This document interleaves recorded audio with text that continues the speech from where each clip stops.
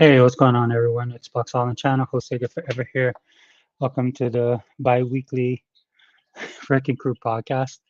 I'm going to try and keep it short today. I got stuff I have to do, but I did want to get this podcast out for you guys. I know I'm working on being a little bit more consistent. I think I've been doing a pretty good job. But the next thing I will work on is actually the length of the podcast. But look, the way it works is like a lot of people come in here, people at different times because of my location and because of the hour difference and stuff like that. So if people want to talk, I'm going to let them talk. But I will say that if this podcast lasts over 2 hours, I'm not planning on it running over 2 hours, especially if it's just me tonight. But if it runs over 2 hours, we'll switch from the Wrecking Crew podcast to the Insomniac podcast, which I thought was pretty funny. Um, that Unlimited Production was talking about and Dea as well. And speaking of the Xbox crew, you guys pretty much, if you follow me on this channel, you follow me on social media, you guys know that the Xbox people that I hang out with, specifically Hebot, the world's most powerful gamer, Sega Man, Iraq X, Unlimited Productions, um, Dea, Others Inc., Tuckmaster, Mr. 100. I don't want to forget anybody. But everybody in our group that I've been rocking out with since far back as 2013, for some of them even before that, I've been following these guys, and when I decided to do a YouTube channel, man, these guys have supported me, and that's why I should show support to them now. When the Xbox community back in 2013 first started, there was definitely a lot more people within our group of friends, and the community was a little bit more. Uh, how can I put it? A lot closer. Everybody was friends with each other and everybody supported each other. But as time moved on, things kind of changed and stuff like that, which happens right in life. I don't have to tell you guys that kind of thing. But that's just the way life is. But for some of the fractions and some of the stuff that happened within the Xbox community over these last 10 to 13 years, this is why we're here where we are now, and this is why I support and follow the people that I do. And I just wanted to give like a hat tip portion of the podcast to these brothers, man, because like I said, I've been rocking out with these guys since 2013. They've never faltered. I mean, we've had differences in opinion. Some of the stuff that I say they probably don't agree with, and some of the stuff that they say I don't agree with. Not at least 100%. But for the most part, one of the reasons why we've been able to keep this close group or this close knit group together is because we respect each other's opinions, and that's what it boils down to in the end, regardless of uh, the type of games you play, genres you like. Most of us support Xbox, or Xbox is our system of choice. So I won't say Xbox, but even politics, or even to go back as pop culture, right? If you guys know me, I'm a huge Marvel fan, where E-Rock and Unlimited are more on the DC side of things. Um, and then I fancy myself a collector of different types of things, man. But then I'm also in a group with Sega Man and Hebot, and they cover a large variety of stuff that they collect, and they are hardcore collectors. And I think that's what actually keeps the group relatively fresh, and a lot of us learn from each other as well, and that's something good to have. Like again, the fractions and stuff that happened earlier in this community. And I just wanted to address this really quickly. This is not going to be what the podcast is about. It's because of jealousy, or because people weren't Xbox all in. To be quite honest, some of these guys wanted to be actual YouTubers, influencers, which I was fine with that and everything like that. But to pretend that you're something you're not, it would have been just better for you to be honest. And then of course, as the Xbox got better and things changed, and now we have stuff like Game Pass, and Microsoft owns 16 studios. I mean, it's a far cry from where we were in 2013. So it's not the same company, and the demographics has changed, and the landscape has changed. And the problem with some of the Xbox guys is they weren't able to change as things were changing around them. Some of these channels, kind of like my channel, I'll be honest with you, focused on fighting the disinformation that was out there in the gaming community, especially when it came to Xbox. For some people, it's just about holding people accountable. Like I said, that's what I do on my channel, and Unlimited does on his, and other people in the group does as well. But also, a lot of reasons why people garnered to these channels is because we found strength in numbers. And if you look at the earlier days, man, it was just us fighting the good fight. And again, once Microsoft started to change the narratives, as you see they've done over the last 10 years, That was no longer needed in a sense. I still do all-in-rand videos on my channel, but to be honest with you, I'd rather just enjoy, hearing he bot rant or unlimited, especially, to the point where, that's not as needed as much. And then when there's people that are better versed at doing it, like in the case of Hebot, is just wealth of knowledge and his ability to like dominate on a microphone. Like his videos draw a lot of attention, both good and bad, right? But that's the type of personality he has, and his skill set. And with unlimited as well, unlimited really likes to bring the evidence and the facts and stuff like that. So when you have people in the community like that, for me personally, for this channel, dude, I get to talk about what I like to talk about, and we'll do that tonight on this podcast, man, because there's a lot of stuff that went on in the Xbox community over the last couple of weeks that I wasn't able to comment since the last time I was on my podcast. And we'll get, like I said, we'll get into more of that in detail. But overall, man, I mean, it's just been a great time, right? You have a community of people now, from, like I said, from the very beginning in 2013. And of course, most of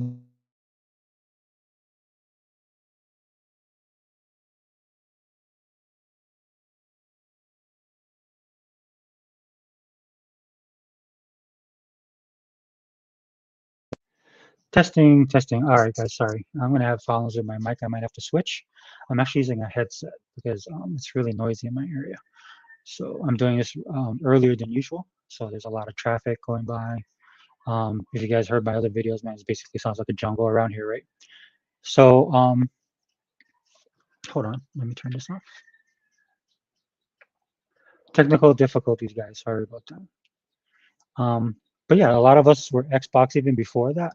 I became primarily Xbox after 2013 and the build up to the launch of the Xbox One just because of all the stuff that was going on. And I actually liked the Xbox One.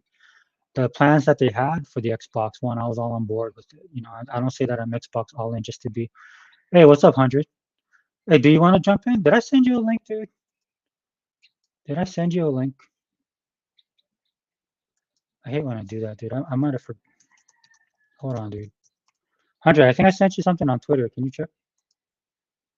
You can jump in if you want. Yeah, I sent you a link, didn't I? Hold on. Hold on, guys. Let me see if I can get 100 in here.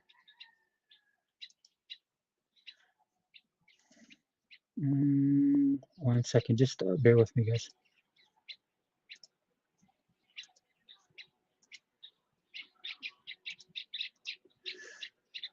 Sorry for the dead air. 100, I sent it to you, man, if you want to jump in. I sent to, oh, unlimited too. Let me add unlimited to the stream. Wait, hold on. Let me. Yeah, but as I was saying, guys, I mean, I was all in for Xbox, and not because I was just an Xbox guy. I wasn't. As you guys know, my gamer tag is Sega Forever, so I'm a Sega fan. And I kind of transitioned to the Xbox just because of what they had, and I was getting into shooters at the time. My taste in genres was changing. I was more about fighting games and stuff like that. But ultimately, I started playing shooters, and then I was transitioning from sports and fighters to back over to well, mostly, if I'm not gonna lie, they were just playing shooters and stuff like that. So Halo was always there, but then playing COD and doing stuff like that. And then my life was kind of changing at the time too. I pretty much had to grow up. But yeah, I was all on board for that, dude. I wasn't Xbox just to be Xbox. They actually sold me on their games like Killer Instinct, and I was looking forward to Titanfall, and definitely loved that. Oh, I can't remember the name of that zombie game because I love zombie stuff. Again, if you guys follow me on social media, you guys know that I'm a huge zombie fan. And so they just had the and Killer Instinct, of course, which was the main seller for me. Once I saw that game and the way they revamped it, it blew my mind.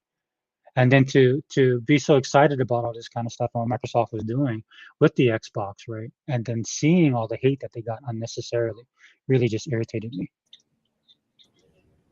Hey, what's up, guys? Sorry about that. Hey, What's up? good? What's good? Dude, I'm having a problem with my microphone, just to let you guys know. So No, if I cut out, no, you sound good. I I sound got good. you on my phone too. Well, for some reason my Microsoft is just is dying. Like it's charged. I'm using headsets so that you guys can hear me better. Okay.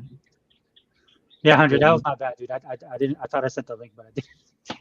Oh no, I just actually because I was watching the Lakers game on the Surface, and then I'm like, oh, let me download this Blaze Blue shit before I get drunk. I need a drink today. That's how yeah, it's dude. But welcome. What up, Unlimited?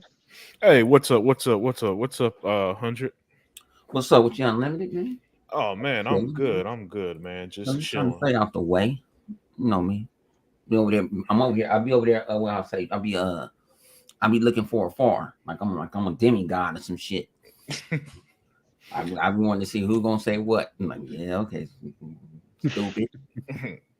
Why are you crying? Your Xbox, so quit crying. Yeah, man. There, a lot of these so-called Xbox dudes were somehow pissed off a release date, man. And you can't get me mad over shit like that, man. I can't wait till September. You know, and it's not like we don't got a bunch of games coming anyway. Yeah, So dude, we're There's too stacked, many. bro.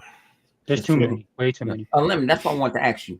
Did you pay $10 for the upgrade to Outer Worlds, or you bought the Outer Worlds again? No, man. I didn't. I pretty much, you know what I did? I used I cashed in the Microsoft rewards points and used that to buy it, but I didn't. Nice. I didn't get the upgrade. I got the like the thing about it, I got the reward point, but I didn't feel like giving them. Well, I had to get my season pass, but I didn't feel like why I got to pay y'all that. But then I'm like, I got it in Game Pass. I think it's over. But I saw an article. I didn't get a chance to read it today. Somebody was apologizing. Yeah. Oh, from my understanding, the PC version in particular had a lot of issues. Yeah, I beat the original version. I thought what I thought I was getting basically. I thought I was going to just get an upgrade and play the DLC. But unfortunately, your saves don't move. Also, you got to start all over. Yeah, so you got to start all over. And I what didn't game know is this? The Outer Worlds. Yeah, the Outer Worlds. The DLC. Oh, Outer Worlds. Oh, okay. One of them you play more as a detective than shooting up, bang bang. With the other one, the first one, with the last one is pretty cool. They about like two. I said about 2, 3.5 hours. I ran through the whole game. I was running through it again because I was like, I'm gonna make some other choices. Yeah. That's what I'm probably gonna do too. Make different choices from my first. I made a choice that I used to have the preacher when I first did it. He got mad at me because I made this one choice, and I go see him, and he just started gunning on me. I'm like, I didn't know Jesus told you to shoot me. So I said, you messing with the wrong one. Yeah. Yeah, dude, your podcast, bro. That podcast was fire, bro. Oh, thanks, man. Yeah, I can't listen to everybody. I told people I can't listen to everybody. Like, y'all got me through going on was that Wednesday? Y'all got me through on the way. I had a crazy. The craziest shit was I usually take Uber on Wednesdays when I go into the office. Yeah, because mom take care of my aunties, stuff like that. So I'm like, okay. So I get an Uber driver. I sit on something. He said, well, you got to sit behind me. Usually I sit a germ in the back, but on the other side. He said, nah, I don't know what's wrong with the door. You got to sit behind me. Then, you get an option. I get the comfortable one. You get the option. You don't need to talk to me. I'm on here watching videos on YouTube. I got earpiece. I got Bluetooth in my ear. Got in the traffic, and that boy lost it. And he said, I'm going to refund your money back. I'm just going to drop you off on the corner. I said, shh, you got the game fucked. Man, get your ass in this carpool lane and move up. I don't got to be to work until 8. It's 7:15. I'm just getting there early. I might want to go get me a chai latte or something. Or see what the fuck up that the dude I work with. But no. So then I come home. I get this old guy. I swear to God, I thought I was in the Fast and the Furious. He didn't want to get on the freeway. He going through Westwood, Brentwood. He going through streets, because some of those streets are probably doing rush hour time. And this dude was driving crazy. I was so happy. I'm like, please, Lord, can I get home? Please, Lord. Please, Lord. I thought about cracking up of a bottle right in the car. Because I'm over here like, ain't no more YouTube shorts for me. I got to throw it on you. I got to watch this, man. I'm talking about he just peeling in traffic. I see, I'm going to give you a tip. Not to hire your ass back for me. You got to pay me. You crazy. Yeah. I heard that story the other day on your show, and that was a great show too, man. I've been doing them off the rip. It's better. I kind of want to go back to an old format where I can just record a video. But I was like, I get more interactive when people. Yeah. That's why I like doing it that way too. I like interacting with the chat and all that stuff. And I people always leave good comments stuff too. So I like just kick back and read what they say. And it's easier to feed off that than when I could do a pre-recorded one.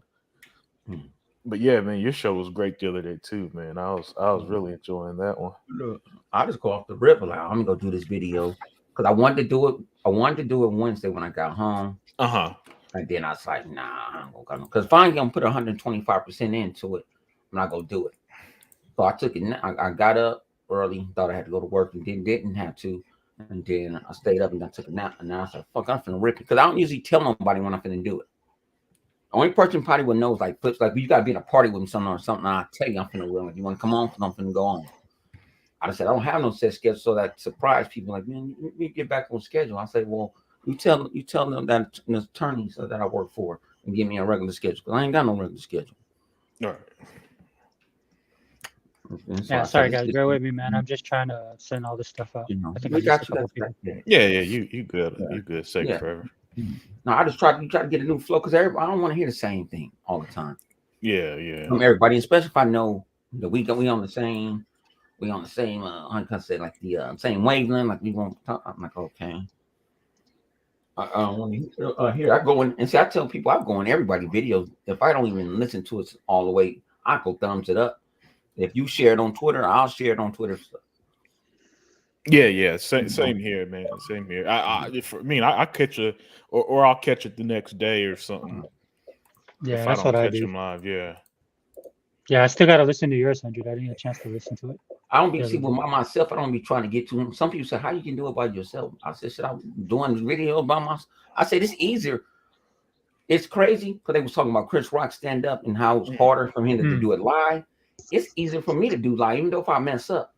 I told people I should do like 30 takes when I used to do it, especially when you have to connect. I listened to it and I was like, I don't like that one. I should use this word because I'm still going off the head. A lot of these people like sperm waving them. They got somebody holding up a card to keep their memory together. I'm going off the grid. What's funny, dude? It's like you do two different. When you do your when you go live or when you do the podcast, it's like two different shows. That's why I like it. Yeah, so I said I can't do it. I said yes. So I was like, fuck that shit. I'm not gonna do that shit. So I was like, I like going live. Live is, it's crazy. And then I'm like, try to get the Twitch thing up. I don't even like Twitch. Actually, gave me a survey. Xbox gave me a survey, said how much do I like Twitch? And I said I need YouTube. Straight to YouTube, because that's what. And I don't care about my foul ass mouth. I don't care about that. I just want to go because it's Twitch is so flooded. If it ain't a girl in a bikini in a hot tub, they ain't gonna watch you like that. Unless you already that's what it's all about. Yeah, unless you already had that you already had that backing. Like Maximilian, he got that backing already. He ain't gonna lose. He get people who don't watch him all the time and come back in. Yeah. Yep. Some people just got it like that, dude. Yeah, I said I like it. I actually was what I told Zobi. I said, Zobi, I feel kind of bad.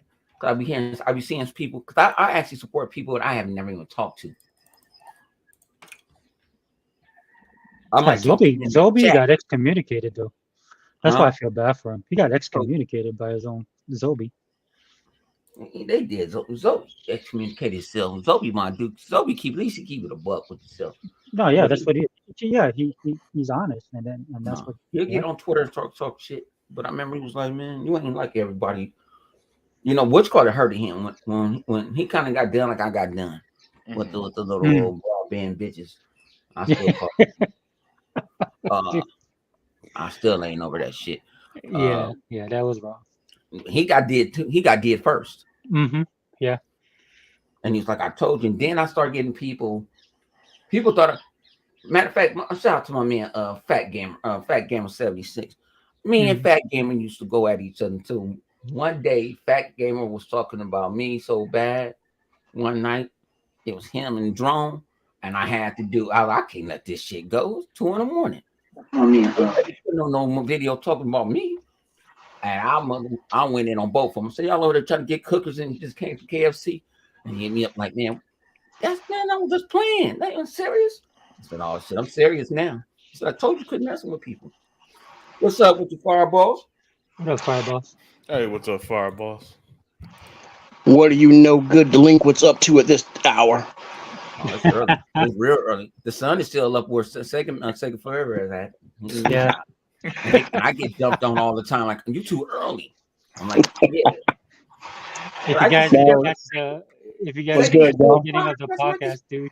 Yeah. If you didn't catch the beginning of the podcast, I said this is the Wrecking Crew podcast, but if this thing goes over 2 hours, we'll turn it into the Insomnia podcast. Yeah, I told him. I'm like, hey, Sega 3 hours behind me. He said, what? I said, yeah. I'm like, yeah, I know how screwy his time zone gets because I used to be stationed out there. Okay, yeah. Fireballs is out here. Yeah. She knows I get messed up. I get messed up in Central when I'm going like to Louisiana or something. It take me a day to get back into it. I mean, but eventually, I ain't got no set time. I ain't that old yet, so I ain't got no set times. I can stay up all night and sleep all day. I can sleep all night and stay up all day. It don't matter with me. Yeah. Do you guys still do the hour thing? Do you guys? No, they supposed to be getting rid of it. Yeah. After this weekend, actually, I think it's gonna be the last. Yeah, I think it's gonna be the last time to go and do it for. They need to leave it where it is right now. Yeah, man. For real. Right now, man. Yeah. For real. Wait, a lot of money at the bar. I'm like, what day that you live the same day twice? What day you live the same day twice? I'm like, I said, when the time rolled back, they was sitting something. It was like, oh, I'm gonna give you my $20. Like this ain't the 40s. We ain't out in the fields picking no cotton and trying to make it to the bank on time. Yeah, I think those good. I had people used to ask me when they said it was supposed to be, you know what I'm saying? Jobs was used, but I'm like, we don't use it at work. I'm like, man. I said, I ain't never. He used to throw us off. Even when my dad used to be a preacher, even when we was at church, they used to remind people, don't go off the new time, go off the old time. Just to try to put this week. I ain't going on nobody time. They said, why? Because I ain't coming. You bad, dude. You bad.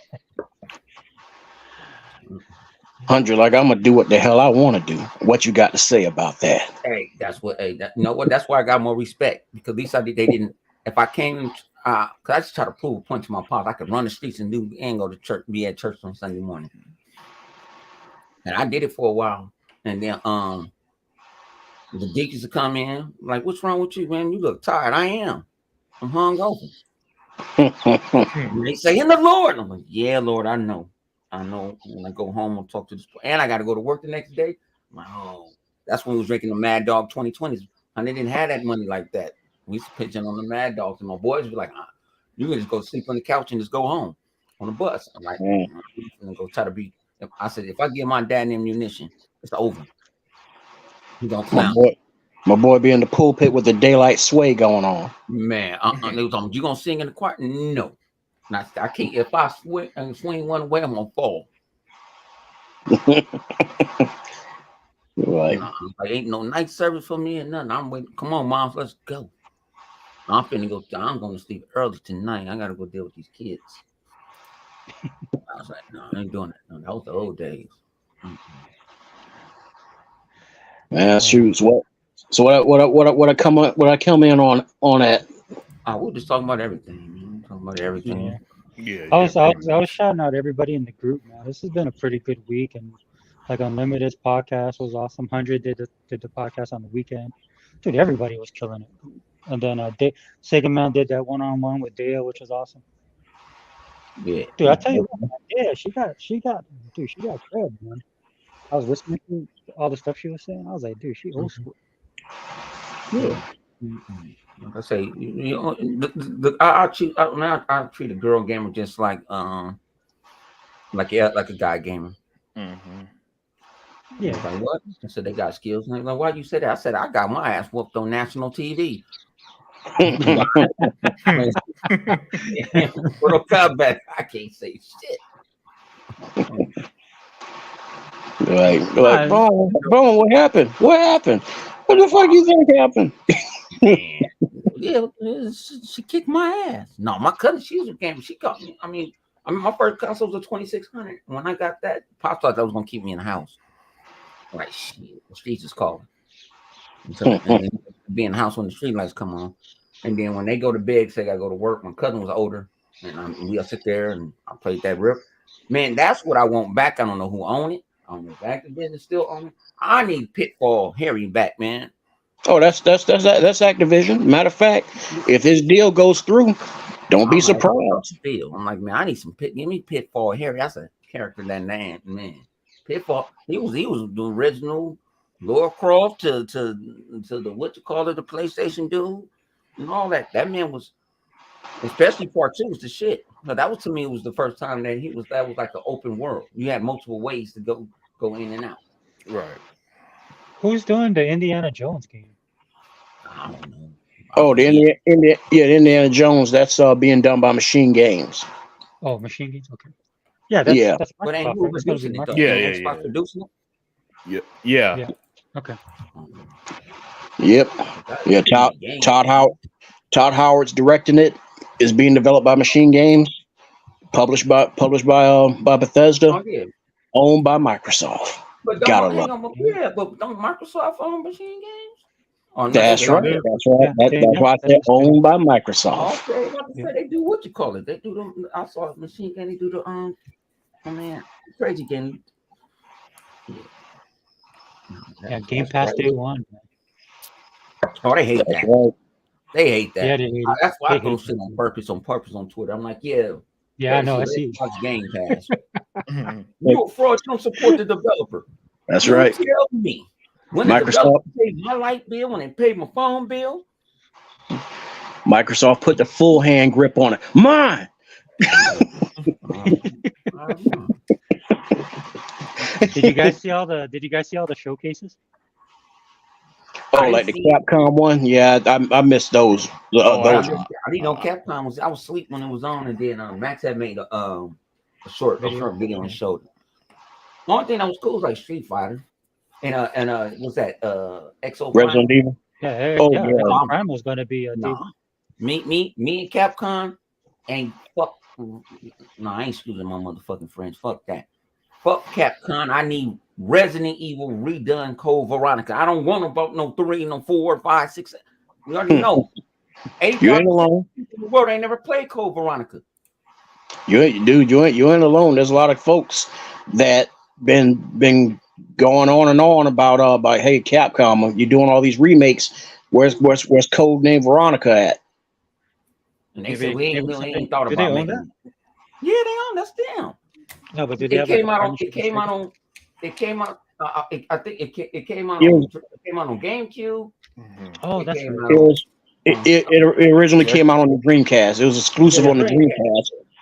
And I guess when the Dreamcast, went down in the blazing glory, that's when they went ahead and said, "Man, we need some extra coinage. So let's go and port it over to the Cube, and I think they said also the PlayStation 2.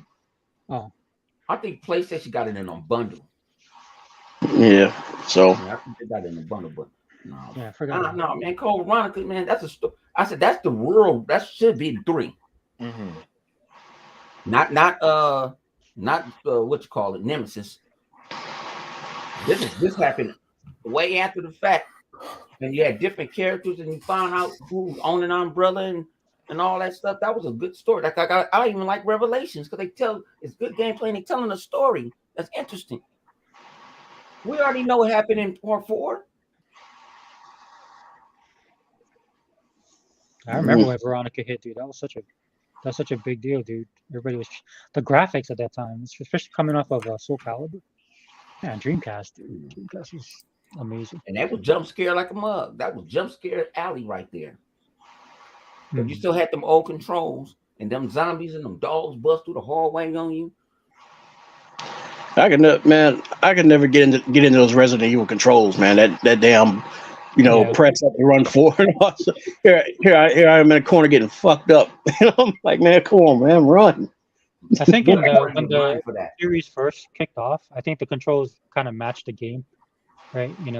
I know they were stiff, but I mean, just the atmosphere that the game portrayed, so the controls kind of matched that. But as the games moved on, dude, it's just like, it needs to be a little bit more. I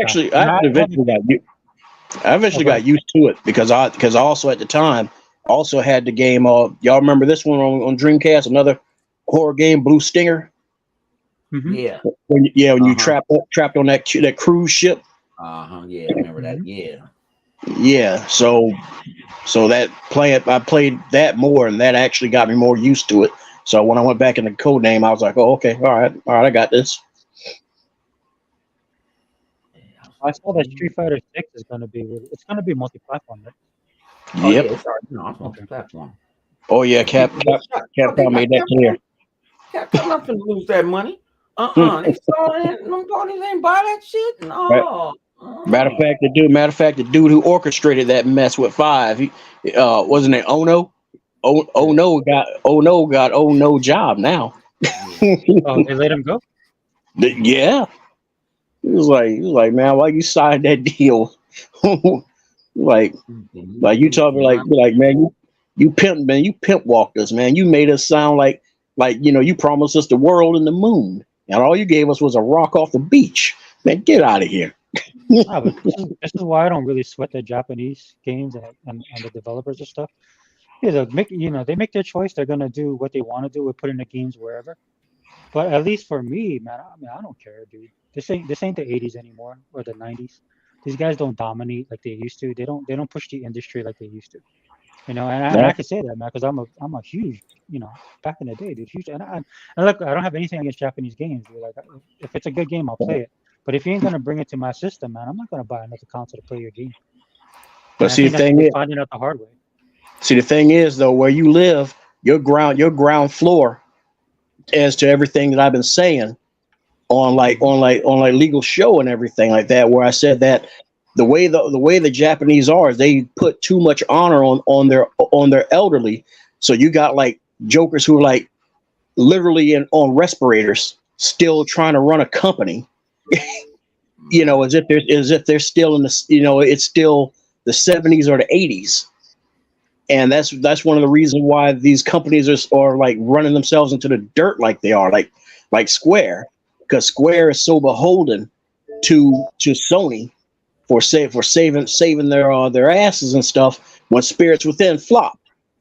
Because that was, that movie alone, the production costs, almost tanked them. And here they are on a verge of merging with Enix, their biggest longtime rival, and that merger almost didn't happen because Square was about to go under. And the only thing that saved them was Sony. Sony came in and said, "Hey, here's a little cash injection into your next game." Dude, you know that I work at Tripler? Yeah, I know you work at. Yeah, I know you work at Crippler Hospital. Yeah. going for a migraine and wind up a quadriplegic. Oh, that used to sound like a hospital out here. Those Martin Luther King hospitals in Watts, and we ain't call it Martin Luther King. We call it Killer King. Killer King. Yeah. Your ass might go in. You might don't come back out. You didn't have people going gunshot. Take me over here. I can survive. Just give me But it wasn't their fault. It was a hood hospital. They just brung it back, but it doesn't do emergencies anymore. But they used to get overwhelmed, and didn't have the money or the staff. The thing with Tripler, though, it's a medical hospital. It's a government, or it's an army, so it's also a training facility as well. Oh, a VA hospital? No. It's a military training facility. You know something. Sega Forever. I never told you what unit I was in. Oh, good. If you want, you can. You would probably know them. 68th Medical Company, the air ambulance. Mm-hmm. Yep. Matter of fact. Please tell me, did Hawaii finally get their own damn air ambulance? Nope. God damn, they still using 68th, aren't they? For the most part, yeah. God, it can't. Man, cheap. Fucking cheap motherfuckers, man. Yeah, they can't afford it. This place is just over. You want to know what our budget like them high ass taxes and you can't get your own air ambulance? Come on, man. The budget for the city this year is over $3 billion. Oh no, it got worse. Yeah, this place blows, man. It's the and I can't believe this one girl is asking me to stay there and live with. We're like, no. Don't do it. Like, no. Like. This is like the movie The Island, man. You gotta escape. I was just watching that shit the other night. That was crazy. I was just watching that shit the other night because I was watching a YouTube little thing. I said, The Island is good. Island don't get no respect. That's a good movie. Yeah, when you watch that again, think of me. Yeah, I said, for what it is, that shit is good. No, but so when Square Enix shut down, when Square Square shut down, right? They shut down for the Spirits Within. Dude, no, I said no. All right. You remember when the Spirits Within came out, right? Yeah. Dude. Oh God, what's that? What's that theater? When you come out from Wheeler, and you're coming in the direction towards Pearl Ridge, but you got that big shopping area. What was the name of that theater? Huh? You talking about the drive-in? No, it wasn't a drive. Oh no, oh God, no, it wasn't a drive-in. It was a regular theater. Well, either way, I remember when we went in to go see that movie, we actually paid for tickets to go see that. Mm-hmm. Dude, I've never seen my entire life. I've never seen everybody in the theater get up. We're talking about a fully packed theater. Everybody get up in a single row line, walk out straight to the ticket booth and demand their money back. Oh, really? I've never seen that in my entire life before until then. So, hey, as Sammy Davis Jr. say, you live, you experience things everything once. But and see, the thing is, it's like everybody's point of contention was the same as what even mine was. It's like, you're saying this is Final Fantasy, but it's got not a single damn thing to do with Final Fantasy. You could have just called it something else to keep people's expectations in check, and you probably would have been all right. But at the same time, it still wasn't that good of a movie. And Sony Pictures was the one that put it out, though, right? I think so, but I don't know. I have to look that up. Well, because Sony at that time, if you remember, man, they were going through that RT thing. They got all that acclaim off of Crouching Tiger, Hidden Dragon, and then they started doing stuff like Surf's Up. So basically, they were focusing more on the animation or more on the production value than the actual story and the characters. Because when I went to go watch it, and this is on Big Island, man, my wife at the time, dude, she was on Big Island, and I had to go. She was working as a pharmacist, so I had to go stay there with her. So we actually watched it in Hilo, man. So if you ever know Hilo is like a podunk town in a sense. It's not not in a bad way. It's just a small town. Everything closes early, and they have a small theater. That theater was packed when that movie. But after the movie was done, dude, people, like you said, man, people had no idea what they were watching. And at the end, dude, it was like dead quiet. Everybody just walked out.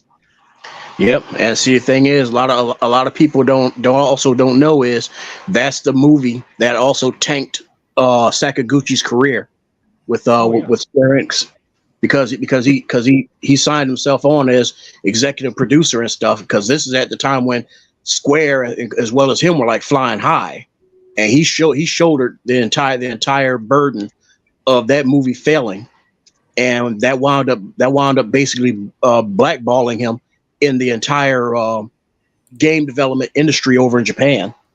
So he wound up having to hook up with Peter Moore to get Miss Walker off the ground. Microsoft went a step forward and got them support studios with Field Plus and Art Tune. Mm-hmm.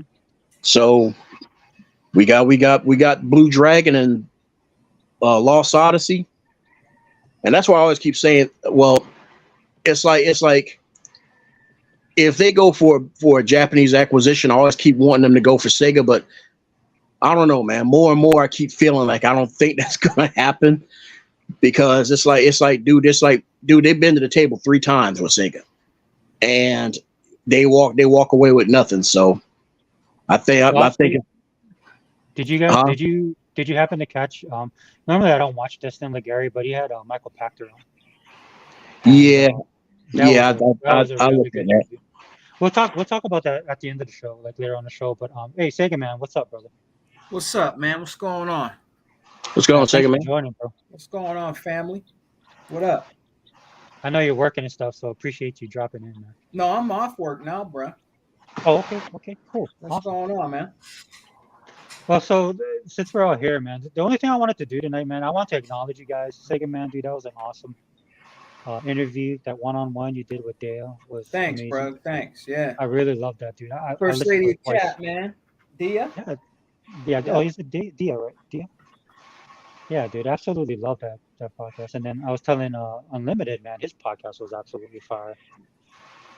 Yeah, man. And then I still have to listen to Mr. 100's, the latest one that he did. All right, Sega, you're right. It's Sony Pictures. It is Sony, right? Yeah. Yeah, Columbia Pictures. Columbia, yeah. Dude, you know how many studios Sony owned at one time? Dude, that's why this is why I can't stand Sony, dude, because you have to tell them stuff like that when we talk to them, right? Because all they talk about is sales and God of War and The Last of Us, right? But they have no idea like what their company was, and this is why they don't know that their company's in trouble, right? Because this is not the same Sony. Again, I mean, dude, they practically own one of my most favorite franchises, Ghostbusters, man, and I hate that, but I have to deal with it. Yeah, man. You know, if they could find a way to kind of recapture some of that magic they had back in the 90s, you know, that would be kind of good, right? Because you don't want, like, you know, you guys know I'm a Marvel fan and a Disney fan, but man, I can't stand the crap that those guys are doing. So again, you know, you need that competition out there. Right? So if you find a way to kind of course correct and put out stuff that they used to do, man, just like in gaming, man. Sony used to be, and some of that was smoke and mirrors, in my opinion. But I will say that, you know, they were the ones that were affiliated with independent stuff, right? Both in their movies and in video games. And look, Microsoft just took that over, lock, stock, and barrel. And Microsoft, I know these guys won't give Microsoft credit; they don't want to talk about it. But Microsoft is the one right now that is just doing indie games. They're doing these smaller producers, these smaller studios. Look at that. I can't remember. Was it Paranormal, something? They just did a showcase. I didn't get to watch the whole thing. But Microsoft, Xbox, basically, it's on the Xbox channel. But I think they helped them make that that showcase, man. Yeah, the thing is like it's a whole new breed that's running the Xbox brand now. Because if it was nothing but a bunch of suits like Matrix Camp, then yeah, you're not gonna actually see all this. Well, you know, at least that's how I feel. You know how I feel. I know there's been people that will argue me down into the dirt. You know, no, Matrix did this. Matrix, and it's like, okay, all right, yeah, sure. But at the end of the day, you know, the brand almost died under them, and that's where I leave it at. Well, I would say this. I think they're doing everything now, and that's the difference, right? You know, whatever they need to do, they're doing. I mean, look at the Sony thing, dude, and we'll talk about that in detail. But just real quick, Sega Man, dude. I'll start with you, dude. So I know that you did the broadcast or the interview with Dea, and I think the most interesting thing that was coming out of there is just about like just being old school gamer, which is something that I think is missing. Because I know Unlimited touched on this in his podcast, which I thought was cool.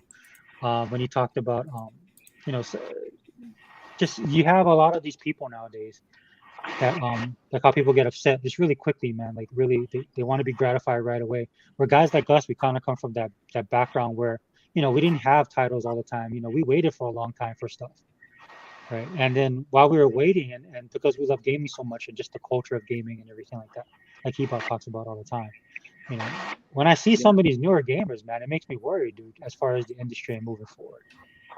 But as an old school gamer, dude, I mean, what do you think we need to do moving forward?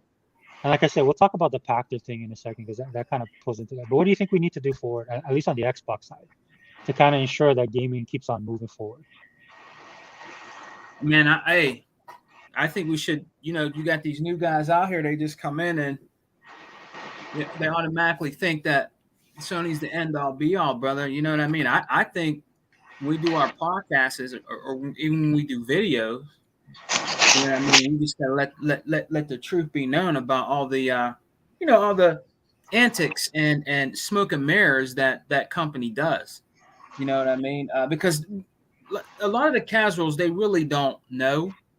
They just know what everybody like one dude might say to another dude, "Hey man, PlayStation this and that," and they go with them. They just go by what other people say. You know what I mean? When it comes to PlayStation and things like that, when that company is nothing but, in my opinion, is nothing but smoke and mirrors, man. You know what I mean? So we need to just keep, when we do our podcasts like the Unlimited Truth, the Wrecking Crew, and the Exile and stuff like that. We just got to keep it known that, hey, this company out here, you can be with whoever you want to be with, but if you want to be a gamer that gets your money's worth, you know what I mean, and you get a lot more games and you get a better value. It's the Xbox. It just is, hands down. It's the Xbox. There's no other gaming company out here right now that can touch what Microsoft is doing with Ultimate Game Pass. There just isn't. You know what I mean? They could try, but they're not succeeding. They're failing miserably, and you can see it. You can see it. The proof is in the pudding. You can see it, man. You know what I mean? And Sony, they just, I don't know what to say about them anymore. Brother Sega Forever, Unlimited, and Fireboss and 100, man. They're just falling to the wayside. They're dying very slowly. They're dying a slow death, man. They're gonna, I think, in the future, they still got a little bit of a leg up, but I think they're gonna slowly disappear, man. You know what I mean? I really believe that, man. I'm not trying to be biased or anything, but with the way their business practices and how they treat their consumers and show how they are out here when it has to do with gaming, I think they're gonna just slowly fade away. Sega Forever, man. Brother. Yeah, dude, I totally agree, 100%. I mean, when you do videos, when Unlimited does videos, we try to tell you the truth. We're not trying to be like they call us X-twats and X-bots and Sony haters. It's not really, honestly, Sony caused it for themselves. You know what I mean? So we just let the truth be known out there, man, about what this company does, whether they want to hear it or not, And that's what we're going to Fireboss, all of us. That's what we're going to keep doing, man. It's funny he brought that up about the smoke and mirrors, because what he's speaking on, dude, that mess is like far reaching, even on their home turf, man. Because you go on Twitter and stuff like that. This is one Japanese dude, Xbox's dopeness, and is usually him. I'm not sure how I pronounce it. I think she goes by the name of Wheel. It's like WEIL _. Yeah. It's like them and a handful of other Japanese. They are like, dude, they're done, because, and the thing is, this whole ABK thing, dude, I mean, it's not just them. I mean, a lot of the Japanese are like, they do not like what they're seeing with Sony. They do not like it. Yeah, they're like this is very dishonorable, and they're not being very honest. And one of the things that dopeness keeps going on about, which harks on Sega Man's smoke and mirrors thing, is every time they keep doing those little NPD counts for like Famitsu and everything like that, I want to say it almost starts like ever since the beginning of last year. He always keeps making these tweets saying that these numbers are wrong. these numbers are wrong. There's something not right with these numbers. These numbers don't add up, because according to them, every time they went into a store, you can't find no PlayStation 5. So to him, it's like, where are you finding PlayStation 5s? We can walk in and we can at least find a Series X. Yeah. And that's like a unicorn and a force to them. And when they do find it, they capture it. They don't hesitate. Them jokers, I mean, dude, they're buying Xboxes like crazy. They're buying X, they're buying the S. If they see both of them, they'll buy both the S and the X. Dude, I seen a tweet where one dude bought 2 S's and 2 X's. 1 X for him, 1 X for his wife, S for S for both of his kids. That's what's up. So yeah, dude, they're on the switch. You know, they're trying to switch. But the thing is that they look at these numbers and it's like, this is not right. Where are you getting these sales from? Who's finding these things?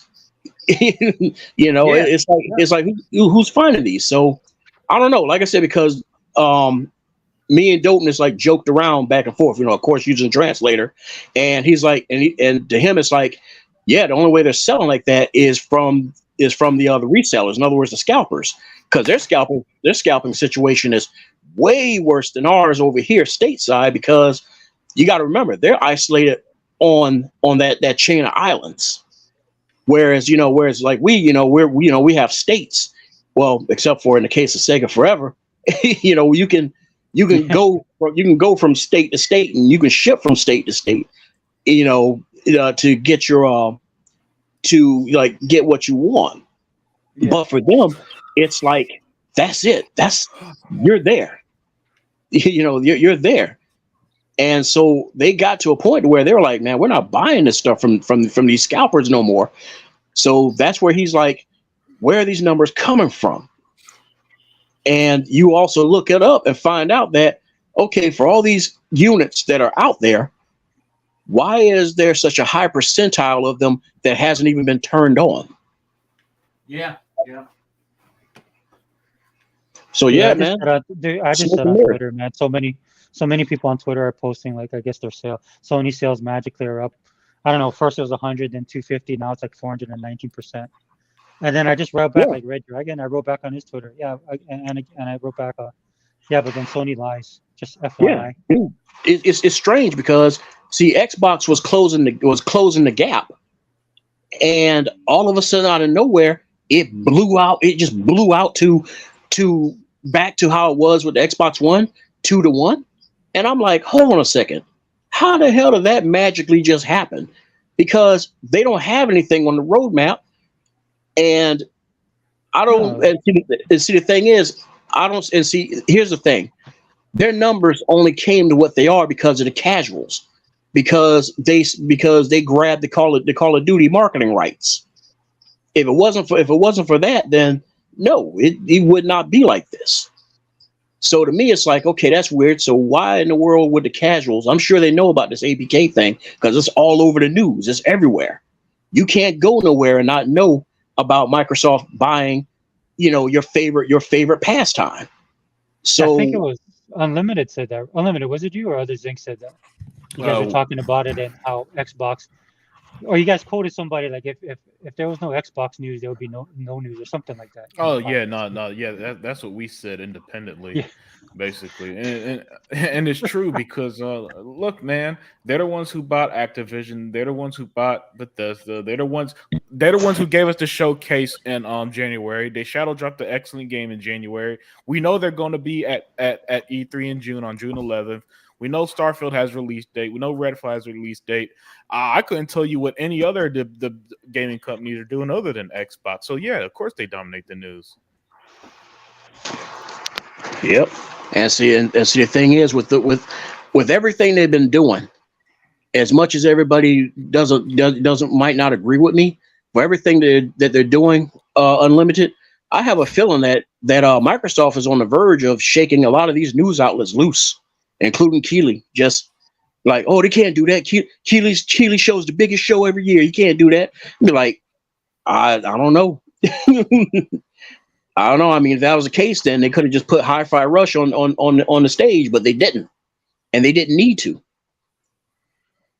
Well, it was funny because Dale went on this righteous rant on Sega Man Show talking about the media, which I thought was awesome. But yeah, I think already, dude, they don't matter. I mean, you can go on YouTube and find people that that you can get information from that is way more accurate than these guys, that are supposed to be within the gaming media. And the problem I have with them, the people that are journalists within the gaming media, is I just don't find them to be gamers. They don't. They might have to cover something, or they might get a review copy of some stuff, and that's their job. But when I listen to them, or you get their hot takes on stuff, dude, it's all informed by other people within their circle who are also journalists, or it comes from like a mainstream, source. IGN at one time used to be a little bit more reputable, but now, dude, when you listen to them, they just echo themselves, man, and that's another problem with the media, the gaming media, and this is why, even though we're not as huge, but a lot of people are searching for alternate voices. When it comes to gaming, stuff like that. And it doesn't have to be us, man. I mean, there's a lot of other people out here doing content, and then people can, find their niche, and people that they like and listen to. Man, that's why these guys are going to be gone within, I'd say, in the next couple of years, because they don't matter anymore right now. The only reason they matter is like if they're able, they can use their clout to pull like Destin Laguerre. I never watched him, but when I saw that he had an interview with Michael Pachter, I decided to watch that because I wanted to hear what Michael Pachter's point of view was. It's funny listening to Pachter and stuff like that. I would swear that man plays more games than half of these dudes in the media. Yeah, dude. In the interview, man, he was bringing up all these titles that he's an older guy. He's an older guy, so that makes sense. And then I know a lot of people hate on him because of his record as far as gaming. For me personally, dude, I don't listen to him when it comes to the gaming. I mean, I'll take his opinions into consideration, of course. But I mostly listen to him for his financial takes. Right? And then he says a lot of stuff, which we'll talk about. He said a lot of stuff. Have you guys watched it at all? Have any of you guys not watched it? Or did you guys watch it? You did, right? I did. As much as I don't like to deal with Destin. Yeah. But if you guys haven't watched it, man, it's worth watching. I know I'm the same way, dude. Destin. In fact, it's worth watching just for the simple fact that Destin, there's parts where he wants to jump in because Michael Pachter goes in on Sony, dude. He goes in on Sony. He says the stuff we all know, but nobody wants to talk about. And then when you guys like Dustin or you work for IGN, you can't really say it. Or even worse, you know how they always defend Sony? So Michael Pachter was saying stuff about Sony that wasn't politically correct. And you see Dustin wanted to say something, but Dustin kind of checked himself, right? Because Michael Pachter's a guest. And then if he tries to talk to Michael Pachter just overrun him anyway. But still, it's definitely worth checking out because there's a lot of stuff that Pachter talks about within the interview that a lot of people who are wish-washy Xbox guys, and especially people who are casuals, need to listen to. I don't really care about the ponies, man. You can tell the ponies 2 + 2 is 4, and they won't. They'll still find a way. Yeah. They're gonna hate Xbox no matter what. So you just gotta laugh at them. Have fun at their expense, but I can't get riled up for anything they do anymore. It's a big joke anymore, dude. The only thing that's saying in the interview, the only thing that I couldn't side with Pachter on was that the next Xbox that comes out is going to be the last one. I don't side with that because of here's the thing. I'll say he's right if Phil steps down and the next person that takes his place doesn't wind up being, say, like Sarah or Matt Booty or something like that. It depends on who takes over after them. So after that, then okay, it's up in the air. We don't know. But the reason why I'm saying that there's no way in the world they're going to drop hardware completely is because of the fact that, as to allude to one thing that he was saying that he is spot on, and I do agree with, is that game streaming, if it was started when it was supposed to have been started and supported properly, then it would be in the proper spot of where movie streaming is right now. But he said, but because it's not at that point right now, it's like literally like 7 years behind. And we're not, anywhere you go, it's like not everybody has that spot on, faithful connection to where they can say like they can get in and like play like a high paced competitive shooter or fighter or something like that. Yeah, he It's said you like know, he said like about 10 years, I think, right? He was looking at yeah, about 10 years. So for the console thing he was talking about, that's all predicated. Like, remember, like when he talks about this stuff, he's coming from a business/financial perspective. When he talks about console gaming, that's why when he talks about gaming in general, I take his advice as generalized, right? So that's about all you can do. yeah, But of course, you have the mules out there that want to eat that alive. Oh, see, that's the only time they'll agree with Pachter is when he says anything that is like, that goes into their narrative. See, Xbox, he said it. Xbox is getting out, but that's not the reason why I'm against him saying that. I'm against him saying that is because it would be kind of idiotic when cloud is not quote unquote there yet. That's the yeah, problem. For everywhere in the world, cloud is not there yet. I can tell you right now, where I live right here, Columbia, South Cac, cloud is not there yet. Yeah, we got fiber. Yeah, we got 5G, but cloud is not in a reasonable spot to do cloud-based gaming yet. no, And yeah. I'm in the yeah, same boat. and yeah, and not everybody has that, that $2,500, $3,000, $5,000 check. They can just all of a sudden just go on Tiger Direct, go online to get the Tiger Direct and get get a decent PC, to run like run these games the way they want to run them. You get what I'm saying? So that's why console, it's like one time, but me and Hebot talked. It's like, yeah, console is king. It's going to be holding the crown for a while because that's your lowest bar of entry to play these games in the most optimal way you can until you can do better. And until there's But better. the only person I see celebrated is 100, man. Because I think because living where he lives, right? He's probably it's the network's probably better there. But even when people talk about this stuff, or they tell us, oh, we should copy Asia and all this kind of stuff, yeah, it's good in Korea, it's good in Japan if you're in certain spots, right? If you're in those urban areas, yeah, of course it is, man. But you start going out there to the country, man. Me and my friend was talking about that because he was stationed in Korea, man. He goes, yeah, in certain spots where you're at, just like anything else, it's great. But when you start going out more towards the country or out in the woods areas and stuff like that. Some people when they think about Japan as an island, they think like the entirety of that nation or Korea is like all like the same across the board. But it's just like the U.S. man. They have their spots here and there. And Yeah, I know they are. Hawaii will probably be the last state to adopt anything. At the rate we do stuff, dude. That's how bad it is. So It's yeah, because everything that comes out there is by the time it makes its way out there, it's so upcharged that it's from an economic standpoint, you might as well hold off for another 2 years before implementing it. well, the geography as well, dude. I mean, we're running it across the ocean floor, right? Mm, And that's what yeah. we're doing. And then we sit on, dude, we're in the area they call the Ring of Fire, right? So Mm-hmm. with all the volcanic stuff that goes on and everything like that, it's just not optimum for us. Now, this is one of the things when Microsoft talks about it in detail, right? Some of the stuff that's still missing, which I think they need to work on. And so there's stuff that we could talk about that Microsoft, especially on the Xbox side, needs to work on. But we're so busy dealing with these stupid people. No games, Game Pass is trash, all this kind of crap that we can't get to the nitty gritty of the things that we need to talk about. So Sega man, dude, that's what I like what Dea said. Or was it you Unlimited? I think it was Dea that was talking what about was that? About like when we do these podcasts, kind of switching it over. I know 100 talks about this. Like it would be a lot more positive. Switching over to what? No, my thing positive. No, well, my thing is why everything has to. Why we got to. I'm not. Like I said, y'all was talking about Michael Pachter. You know what I'm saying? Michael is a financial analyst. He plays with numbers. He's been wrong 85% of the time, just like Jason. Because he's an analyst. He is an analyst by he's an analyst for you for your house. He doesn't. He don't. He's not a. I mean, he plays video games.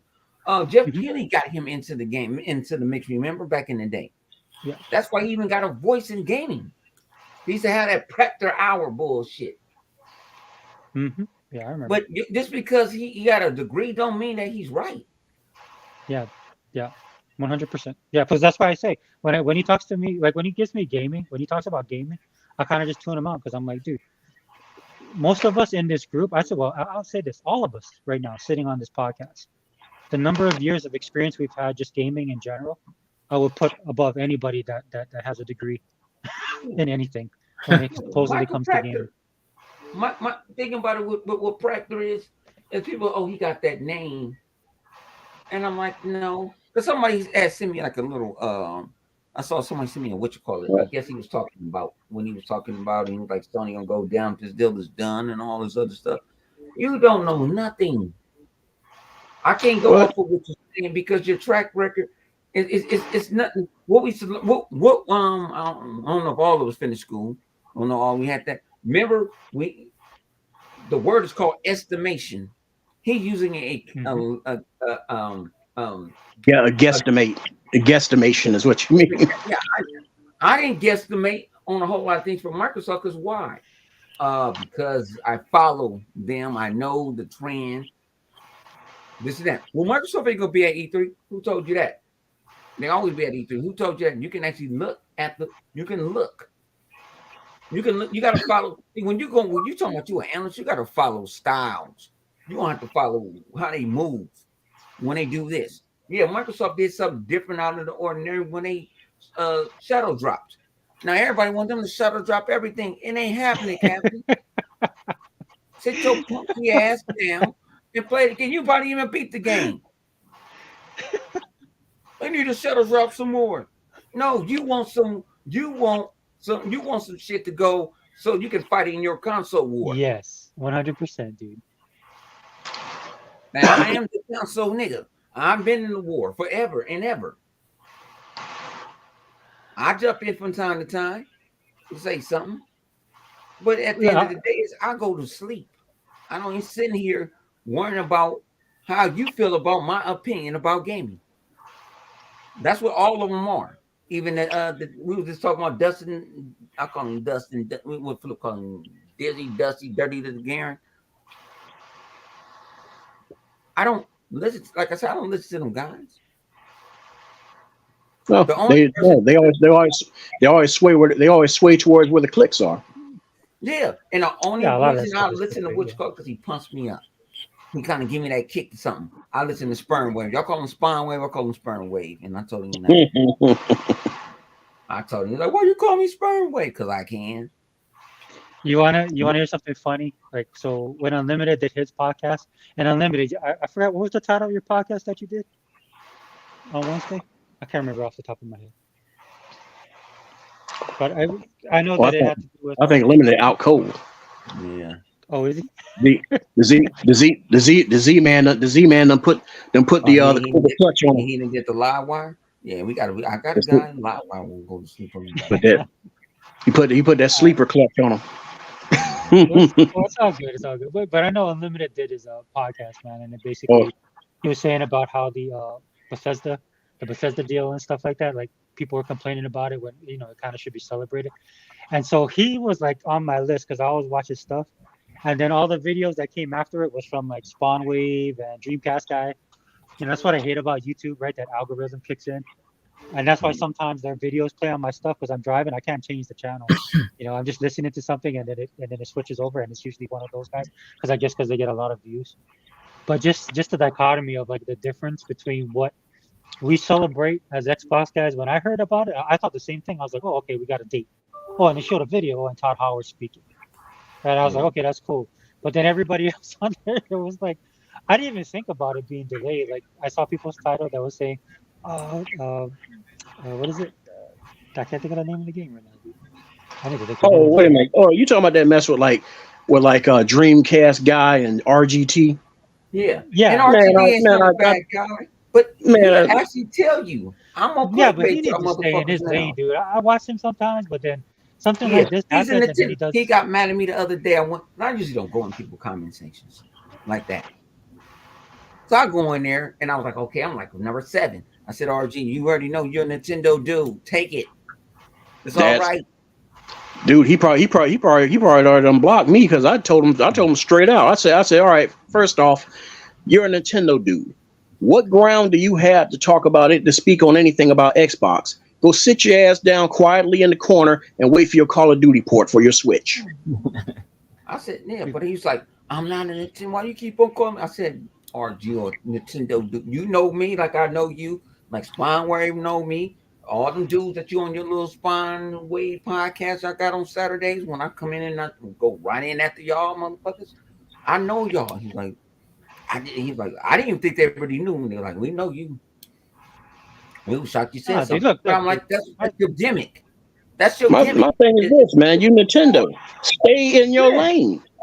Yeah. I don't mind. You can talk about anything else. I know Nintendo guys that talk about Xbox to a certain extent. They talk about PlayStation, but they cup of tea is Nintendo. You talk more about Nintendo than anybody. But most of the people I know that have a Switch or play Nintendo, dude, they stay in their lane. But because this dude's an influencer and he feels the need to talk about all gaming, which is fine, right? But I don't want to hear you talking about Starfield being delayed when the title's on your thing, like Metroid. But how Starfield is delayed and they never gave a date. It was only delayed one time. They said in 2023. They never gave us that. Well, we're talking about they trying to add up dates and numbers. Let's add up dates and numbers when the last time you've been out on a date with a woman.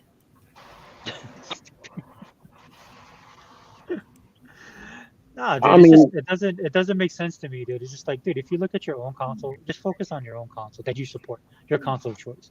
Because there's no way you can sit here and talk about delays and be a Nintendo. Which I don't like. And for me, here's the thing. I'm sorry, Sega forever. I'm gonna leave it at this. Here's the thing.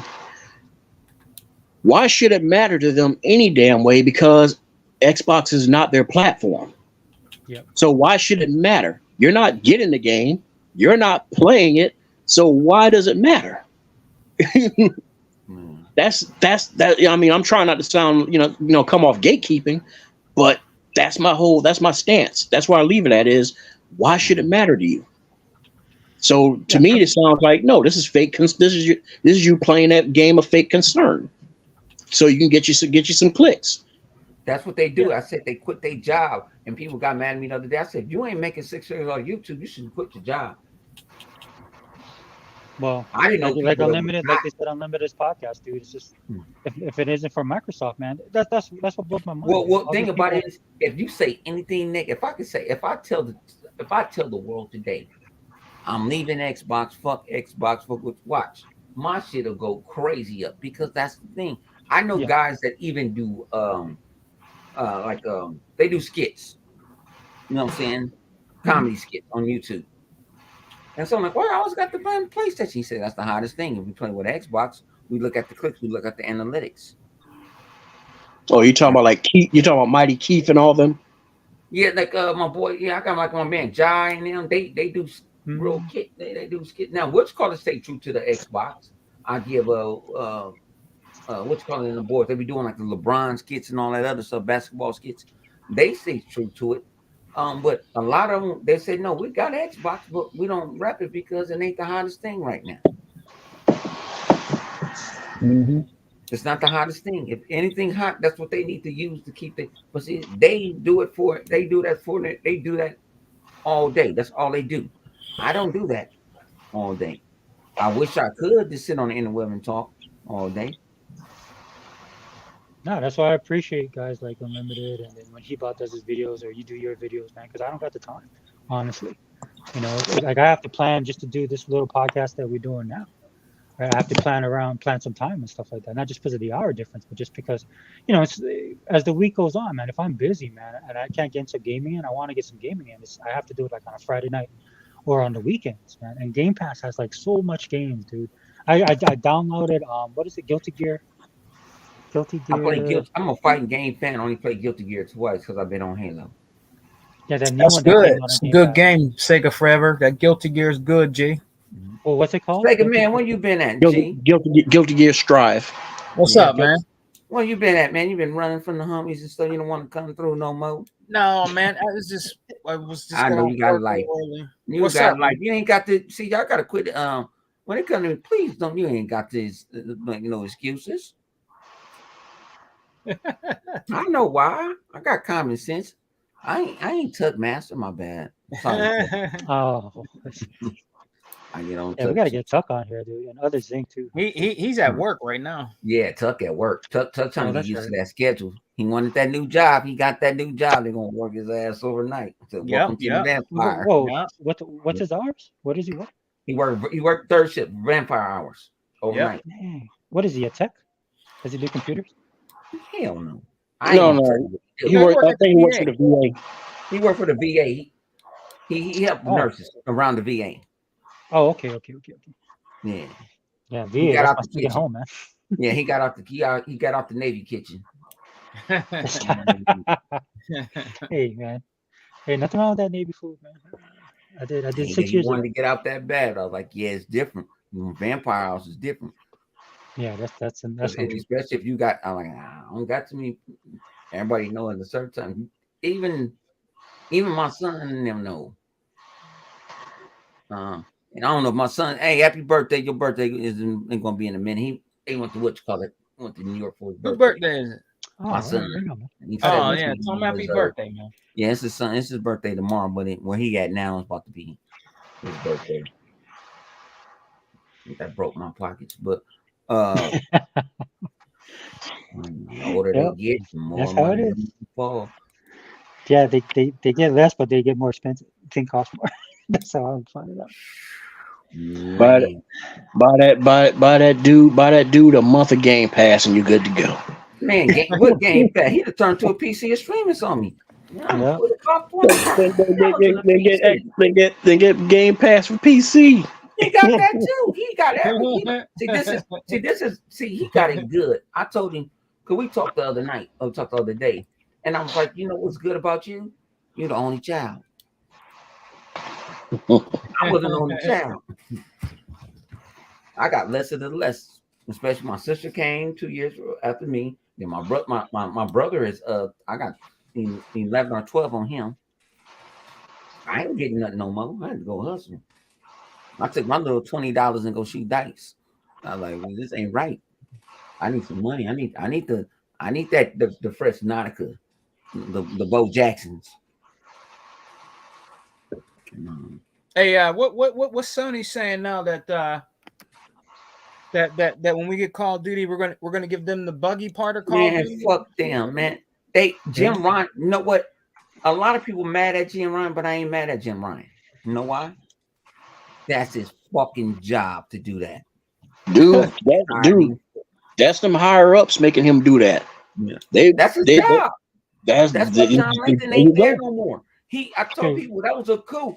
Sean Layton already said when he didn't know he was out the door, he had said that PlayStation exclusives was not going to be a bunch of them, because he admitted they don't buy them like that. Yeah. They don't buy them. Dude, we've been saying that for years now. We've been saying it for years now. Yeah. So when Jim went in there and did his little coup, you know what I'm saying? Got Sean Layton out of there. And everybody like, where's Sean Layton at? He a consultant for Xbox. What? Yeah, him and Phil is good friends. That's from insider. And it's not from insiders from me, because it's the truth. I didn't know about it. But that whatever. I'm not mad at him either, man. Like, yeah, but I'm like, that's his job to do it. His job is to not Sony's always been this way, through for nothing. But Sony's always been this way since the 90s, dude. You know why? Because Sony doesn't look at this as lying. This is their business. This is how they do business, and they've always been this way. For a lot of us who are Sega fans, we know what time it is. Right. So the thing I love about everything that's going on right now, this is why I love the Activision Blizzard deal, and a lot of people gave me crap for that. Because people are tired, and then some people, let's be honest, man, you don't want to hear the same thing over and over again. And there's some people on our side, you guys just weak. I'll just be honest, you weak. You can't handle it, man. You can't handle, all the stuff that the media puts out. You want Xbox to be loved, and look, dude, nobody loves Xbox, and people hate Microsoft for various reasons. So that's not gonna change. Yeah, dude, the 360 generation traumatized a lot of these jokers. Oh, yeah, that's why they came back so hard. And the Xbox One generation traumatized so many of our so-called fellow Xboxers.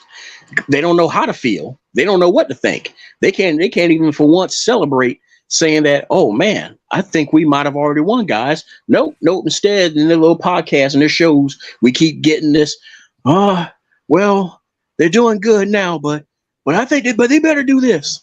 Well, I guess it's all right, but they'll never get past the PlayStation numbers. You don't know that.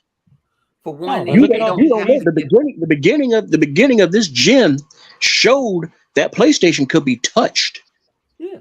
Thing about it is they don't need to be past the numbers. Microsoft make more money. Xbox is worth more money than PlayStation. Mm-hmm. That's what Pachter was saying on the when interview. You start mentioning that shit, the world turns. What PlayStation Network is on? Azura. Yep. Man, yes. You got. I mean, you got too. Talk about that shit. You got too many folks out there that are not educated as to how the business works. Had one in a what was I think it was Unlimited show that y'all just did, and there was somebody in the going back and forth with me in the chat and stuff like that, talking about, like, I'm trying to remember what it was, something about Nintendo is doing better, or some better than all of them, or something like that. And I'm like, no, they're not. I said, yeah, they're selling a lot of Switches, but for a lot of Switches that are being sold, you do notice that they don't puff at their chest. There's not very much they can do. Right. They're just doing enough to keep lights on. That's it. What you call it? They got the old. See, that's what I'm trying to explain people. It's old Nintendo guys. I played Nintendo. I had the Rob system. You know what I'm saying? People don't know about Gyro Mike. Yeah, the Rob. Yeah, I had nobody don't know nothing about it. I wish I kept it. I'd probably be rich right now. I'm trying to remember, was Gyro Mike the only damn game that was made for that thing? Yep, it was only Gyro Mike, because you got it in a bundle. Right, Gyro Mike and Duck Hunt. And see, like I said, my sister used to get most of stuff. My dad used to try to get the most expensive thing I wanted for me. And I'm like, I want a Nintendo, but I just want a Nintendo. I really just want a Nintendo in Mario Brothers. He got me the Rob, so I'm sitting there playing Duck Hunt and Rob and Gyro Mike all day. I'm like, man, I'm gonna go talk to the homie. Man, let me borrow your Super Mario, or go to my cousin's house and let me borrow your Super Mario Brothers, man. Like, you ain't got Super Mario Brothers? Like, nah, I ain't got it. I got this. But you have to spin the gyro on the thing. That was innovative. But they go. I give it to the Nintendo dudes. They go buy their first party titles, and they buy them. I don't know why they go buy the Mario, but they older now. They got more money. They're gonna go buy that title for their son, their daughter. You know what I'm saying? You better have more money when you're older, or else you're a fucking failure. I keep using this story. But when we used to co-own the store, we used to own a store with this other dude who I couldn't stand and everything. We owned the store across town, and we used to sell like a lot of game systems and everything. And when we do, remember when the Switch first came out, how no store could barely keep them in? You thought COVID was bad, but when the Switch first came out, nobody could barely keep them in. We had 3 Switches. Dude came in with his girl pregnant and everything. Dude bought a Switch for himself and bought a Switch for the unborn baby. And I'm like, hold on a second. Well, it's like, why in the world are you buying a Switch for the baby? It's like, that's what they do, man. They come. That's what they do. They go buying it. They go buying it for their baby for bar mitzvah, and for their cousins Cusinera, and that's what they do. And I know, when my little brother saw the Switch himself, he wanted it, played the hell out of Zelda, but once he crossed 12 years of age, he put that thing down, and we having a hard time keeping him the hell off my Xbox and off the old man's PlayStation. I bought 2 Switches. I bought my original Switch. I bought an original Switch, and I ended up buying the other. Was that the other Switch? That it's not. You can't put it in the dock. My son came over when I was at. He's like, "Hey, Pops, where you at?" I'm like, "At the office," and he lives like an hour away from me. I said, "Well, yeah, somebody, I'm at the office. So I'm gonna go by your house. I'm gonna go by the house." I said, "Well, my mom gonna get her hair done." I said, "All right, cool. I ain't got no tripping, man. He there. I ain't tripping." He didn't. I don't know what he sniffed or whatever. He saw that dang thing in a box and took it. So he took it. So I said, all right, you want to buy me? I'll buy me one. I'll buy another Switch. I ain't tripping. That's my son. I said, I'll buy another one. You know, that Switch was back in with here in 6 months because he thought he was going for tonight on the road. Or he can do that. I said, nah. He's like, man, them controls ain't like that. And I'm like, you don't play Zeldas. You don't play that. He's a multiplayer guy most of the time. Now, I was like, you ain't playing that. And he kept there. And I said, all right, I'm going to give it away. But when I gave it away, I gave it to somebody that needed it. I do that and Xenoblade. And then my other one, my boy was like, hey, man, I can't find no Switch. I said, man, I got another one. I ain't even take the little plastic thing off of it. Man, 100 the damn hookup, man. He be driving up in people's neighborhoods with that truck, opening up the trunk of his car. Like, what y'all need? Yeah. What y'all need? You better make it quick.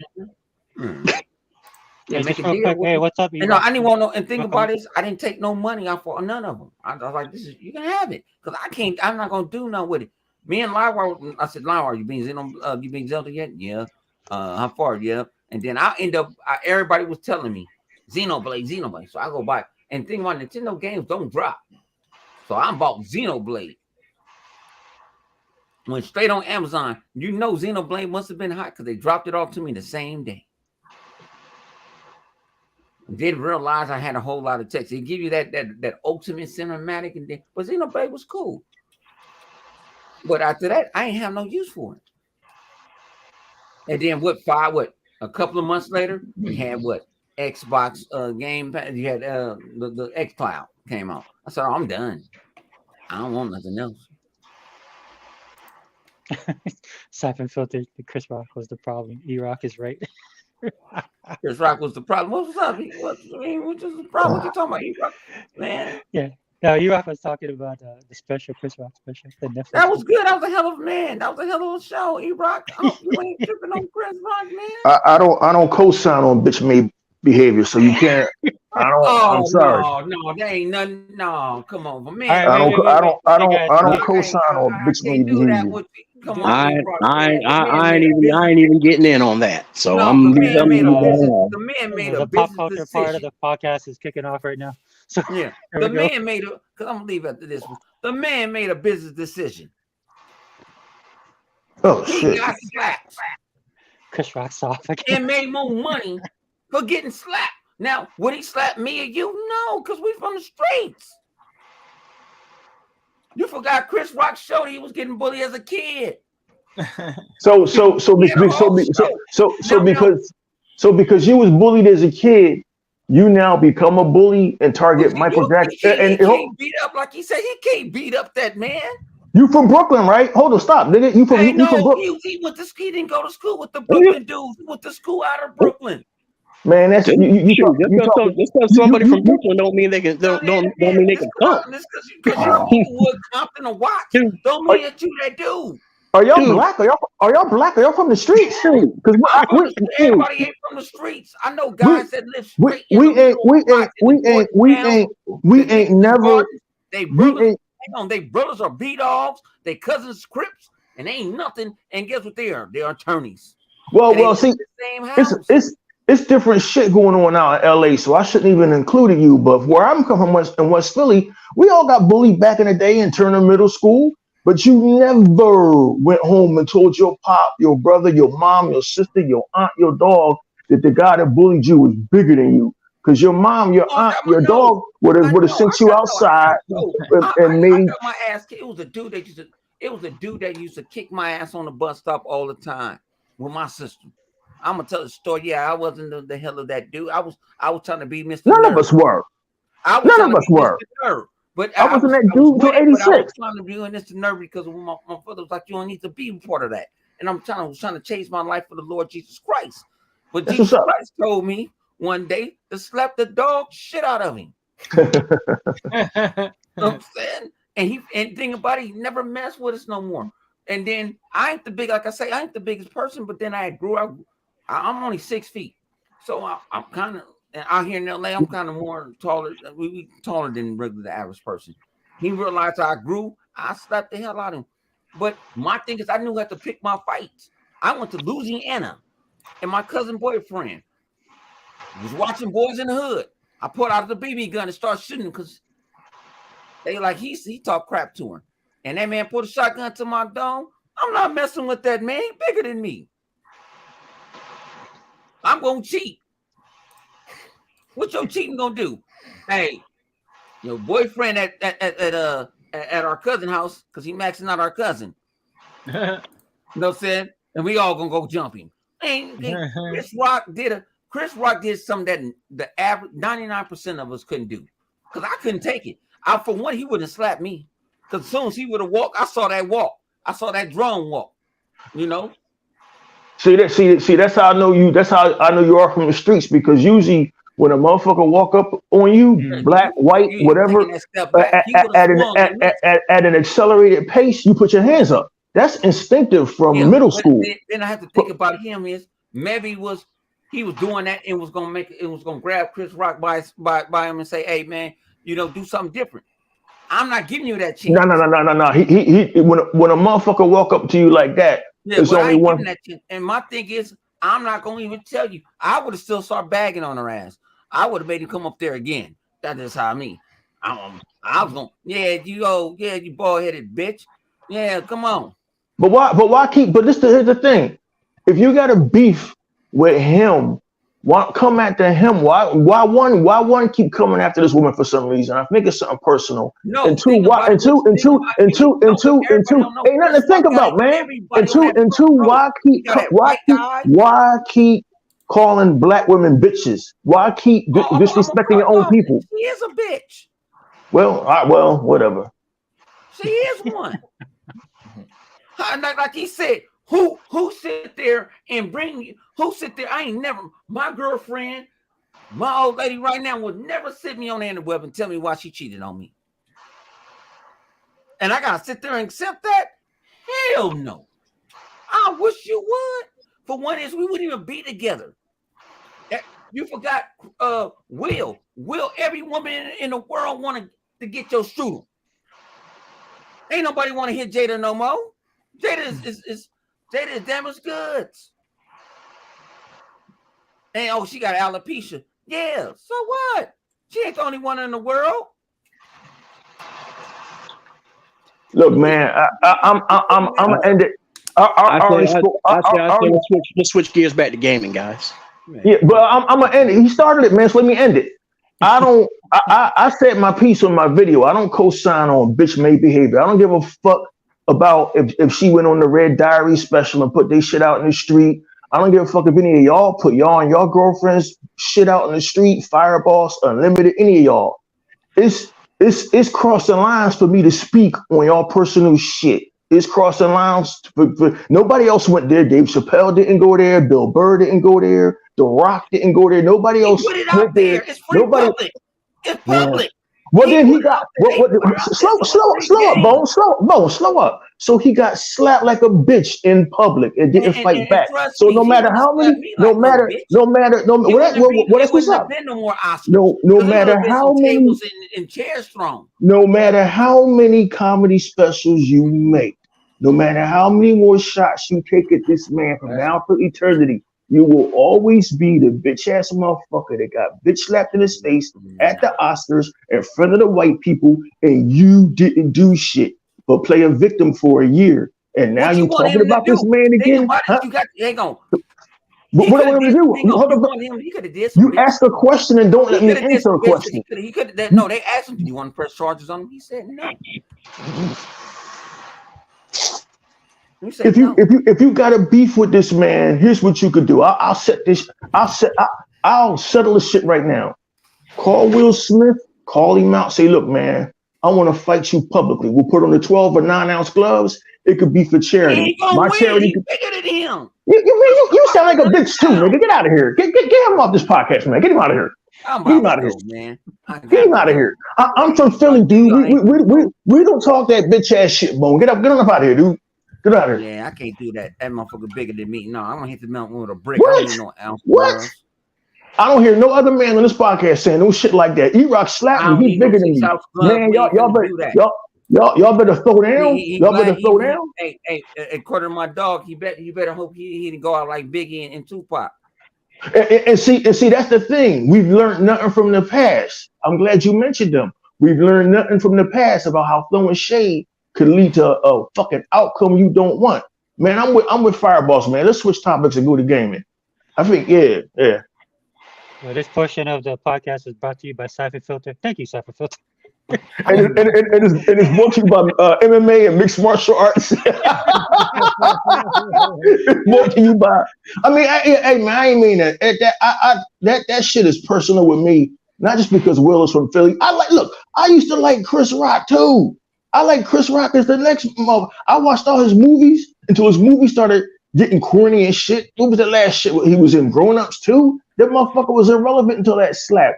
I just can't co-sign on bitch-made behavior. And so I'm ending on this. With y'all, 4 black men and one Hawaiian guy saw last year was what I call, excuse my French, some Negro shit. We haven't seen Negro shit on live TV since Roots. This dude walked up on stage and slapped the face out of the motherfucking mouth. And then did this. Will sat down casually and said, yes. Now keep my wife's name out of your mouth. As I watched that shit, I said, damn, this motherfucker must have remembered he's from Overbrook. He must have remembered he's from Hilltop. Where back in the day, they told us West Philly dudes, yo, you better not go up Hilltop fucking around. Motherfuckers must have thought Will was some punk. So why did he go at Chris Rock and not the other dudes? He couldn't get at the other dudes, but he could get at your ass. So I'm not co-signing on no bitch-made shit. I'm not trying to hear that a man is bigger than me. You better grab a lead pipe or a knife or a box cutter or something.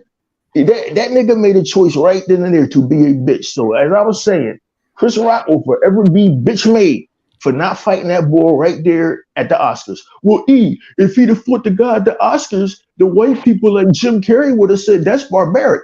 Fuck Jim Carrey. He ain't about this life. Nigga, go back to making the Joker and the Riddler and that Ace Ventura and stay out of black folks' business. That was how black folks handle shit. Am I condoning violence? No. But being from West Philly, I know that you talk shit about a man's family and for years, and he can get at you at Jim's Cheesesteaks or the Art Museum or the Rocky Steps or your aunt's funeral. He gonna come at you, and whatever happened. Y'all saw some nigga shit, and the public don't know how to deal with that shit. So I'm not co-signing on no bitch-made behavior, not in 86, not in 96, not in 2006, not ever. I apologize to you guys for coming in here with all this ghetto shit on your podcast, but when y'all, that's just a can of worms with me because it's bitch-made behavior, and I don't want our young black men becoming bitches. I want our young black men to be men. And if you got a problem with a bull, you handle that shit right there like Will did. I'm done. Now, look, when I started off the podcast, dude, I shouted out everybody because this was a stellar week for Xbox. It was a stellar week for our community. And what I mean by our community, I mean guys like us, right? Guys that have been rocking out with Xbox since 2013. So if you come into the podcast, man, just speak your mind. You're always free to do so. Look, 100, man, I know you stepped down and stuff like that, but you know you're always welcome here, brother. Oh, that's my dude, man. That's my dude. We always get into it, man. Everybody got differences of opinions, man. Actually, I'm tired of talking about that shit. I told Limited last week. If them niggas don't hit each other with white gloves and have a duel, then shut the fuck up. Unlimited, man. They keep talking about the other dude too. We're done talking about that white dude with that fucking comic strip. That nigga. Oh, Dilbert. Yeah, he's done. Talking about him, he's done. He already made the damage. There ain't nothing else about nobody. Nobody's gonna change their mind. He's a fucking racist, man. That's what everybody says. He's a fucking racist, man. They ain't gonna change their mind. Is he trying to say he's not racist or something? He's trying to come back out and say something different now and stuff like that. And I can take people's opinions. If you have your opinion on it, that's fine. But the majority of the people is gonna still think he's right. You know? Well, I'll say this. You know, about all these situations. My thing has always been this, and I'm pretty sure you heard me say it before. You got the freedom to say whatever you want, but understand that people going to retaliate differently. You know what I'm saying? And so if you listen, I remember when I was a kid, man, and I was at the pool. This during the summer, we were at the pool. Me, my brother, sister, and I. We at the pool. some dude pushed my sister in the pool, and me and my brother started lighting his ass up. We got kicked out. Of course. Yeah, and so when we got home, my dad was like, "What happened? Why you guys get kicked out?" And we were like, "Well, this kid pushed our sister in the pool. We just started fighting." And he's like, "Okay, yeah, I understand." You know, and then years later in middle school, some dude, he was just talking shit about my brother, and I didn't know who the fuck this dude was. But he was my. I was a pretty big kid growing up, and he was like my size, right? And so I started beating him up too. And this was before people called the police when you fought. So all they did was just send my ass to the principal, suspended me for like a day or two. So nothing really happened. But even then, it was just like I was like, man, he was just talking the shit about my brother. And my dad was like, okay, yeah, I understand. So that's kind of how I mean. So you know, like E-Rock said, I don't. Sometimes you don't. It doesn't matter. What Jada did, that's still Will's wife, and if he found that disrespectful, and he's going to retaliate, you know, I wasn't mad or outraged out of it, you know. As I always said, you know, Chris could say whatever he wants. He just got to understand. Okay, if you go say something personal about somebody, they're going to retaliate, you know. Now, and then with the special, now I didn't watch the special. I'm just going off pretty much he say she say what was in the show. Now he's just milking it. All right. If they didn't squash it after that, then you're just fucking milking it at this point. And as somebody who doesn't really follow celebrity shit like that, that's like one of them things. Like, come on, man. It's a year later and you still trying to make money off this shit. Now maybe the public want to hear it. I don't know. Again, I'm not one of those people who follow celebrities hardcore. So when shit passes, it's just like whatever to me. But yeah, man. I think I'm mostly with E-Rock here in the fact that listen, even if it's a joke, all right, it's like your mama joke. Do you let somebody get away saying your mama's a bitch? Oh, I'm just joking. No, of course not. So I don't really see the difference between your mom and someone's wife or someone's sister or someone's brother. You know what I'm saying? Yeah. Yeah, and I'm not, you know, once again, I gotta always apologize for getting so heated. I did not click the StreamYard link to come in here and talk about this shit again. At what is it, 12:26? I did not hit that link to talk about that shit. But the subject just went there, and listen, guys, I'm not some fucking tough guy, some fucking pit fighter, some bro. Man, I'm far from it. I used to get bullied when I was a kid. Yeah. Until I hung with a clique, and the older dudes was like, E-Rock, look, this is how shit go now, man. You gotta fight back. You know, we're gonna have your backs. You ain't gotta worry about getting ganged up on no more. And these guys that you're afraid of aren't that big a deal. But like, one of the things I did learn from middle school from being bullied was this old ass shit. I don't know if y'all have the saying in Hawaii. Y'all probably call it something different, but in the ghetto we call it "Don't start nothing and there won't be anything." Yeah. Right? So like, you know, just because I'm a comedian or whatever, there's like lines you don't cross. And I've learned that some people are habitual line steppers. And yes, there's comedy. Yeah, I'm gonna make some jokes about Michael Jackson and leave it alone because the man is there. I'll make some jokes about Teddy Pendergrass or some jokes about this. But to continually go after this man's wife, and now you're calling this man a wife a bitch, and the man came out and apologized to you sincerely and vociferously. To me, it's bitch-made behavior. And, you know, I think it's something personal. I don't know what happened. I think maybe in 1992, Chris Rock might have cracked on Jada at a nightclub and she turned Pookie down. And he's been mad ever since. Because he's been coming after her for years. He's been coming after Michael Jackson's family for years. And people are getting tired of it. I don't even know who Taj Jackson is. Maybe Michael Jackson's nephew or something. But he wrote a long-ass article on TMZ about his family's been systematically targeted by Chris Rock for years. So when you yourself, who have been bullied, become a bully, you cannot get caught up in your feelings and vent emotionally on a public platform like Netflix that I'm being bullied. This guy is bigger than you, because basically you're opening up your own can of worms. We don't know how Jaden Smith, Will Smith's son, is feeling. We don't know if that boy might take shit to another level if he's out in public or in Brooklyn and see Chris Rock. We don't know how Will is going to act. I would suggest this, though, as two men, and I'm aiming this at Chris Rock. If you have a beef with Will Smith, just fight him. E-Rock, I don't believe you're condoning violence. No, the fight could be for charity. It could be one of them celebrity boxing matches, one of them bullshits. But you need to air your shit out. I get it. Will Smith took your manhood in front of national TV at the Oscars, and he did it in front of the white people. And he did it in a way that was so hood. I'm going to stop using the N-word on my man's podcast. I was invited. I'll be a nice host. He did some hood stuff. He did some stuff that I haven't seen since the 80s. What? Hey, yo, no. You know who's seen that shit? Sega Man. Because Sega Man, he stays stuck in the 70s perpetually. You know what I mean? Hey, Sega Man, we ain't seen a dude get smacked in his face since Superfly or the Mac. That was yo.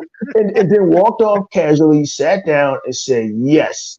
Any other black man would have put up his hands and fought and said, look, well, I guess I'm not going to host the Oscars no more. But you bitched up.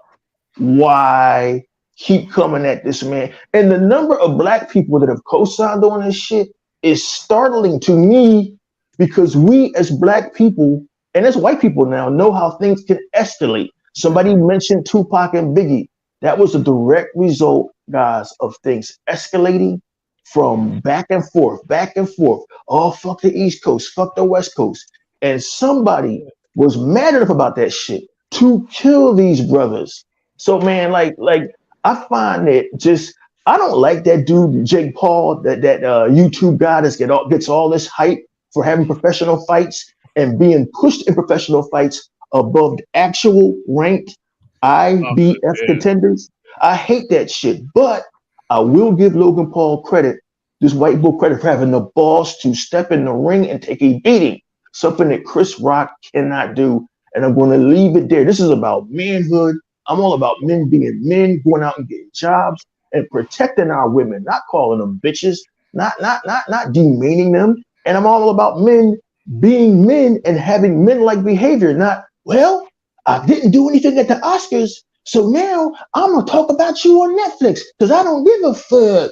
Man, you are a disgrace to Brooklyn. You are a disgrace to Manhattan, New York, wherever you're from. You make them niggas look bad. You are a disgrace to every black man walking the planet. And y'all have had this wrong for about a year. Will Smith showed some primal shit that men don't do anymore because, as Mike Tyson has said years ago, social media made it acceptable for people to take their shots, Sega Man, and not be held accountable. Last year at the Oscars, in front of the white people. That was the most polite way to put it. Yeah. He said something different. But last year, you saw Chris Rock. He had a moment of clarity. That was a moment of clarity that Tyson had when he said that. That was.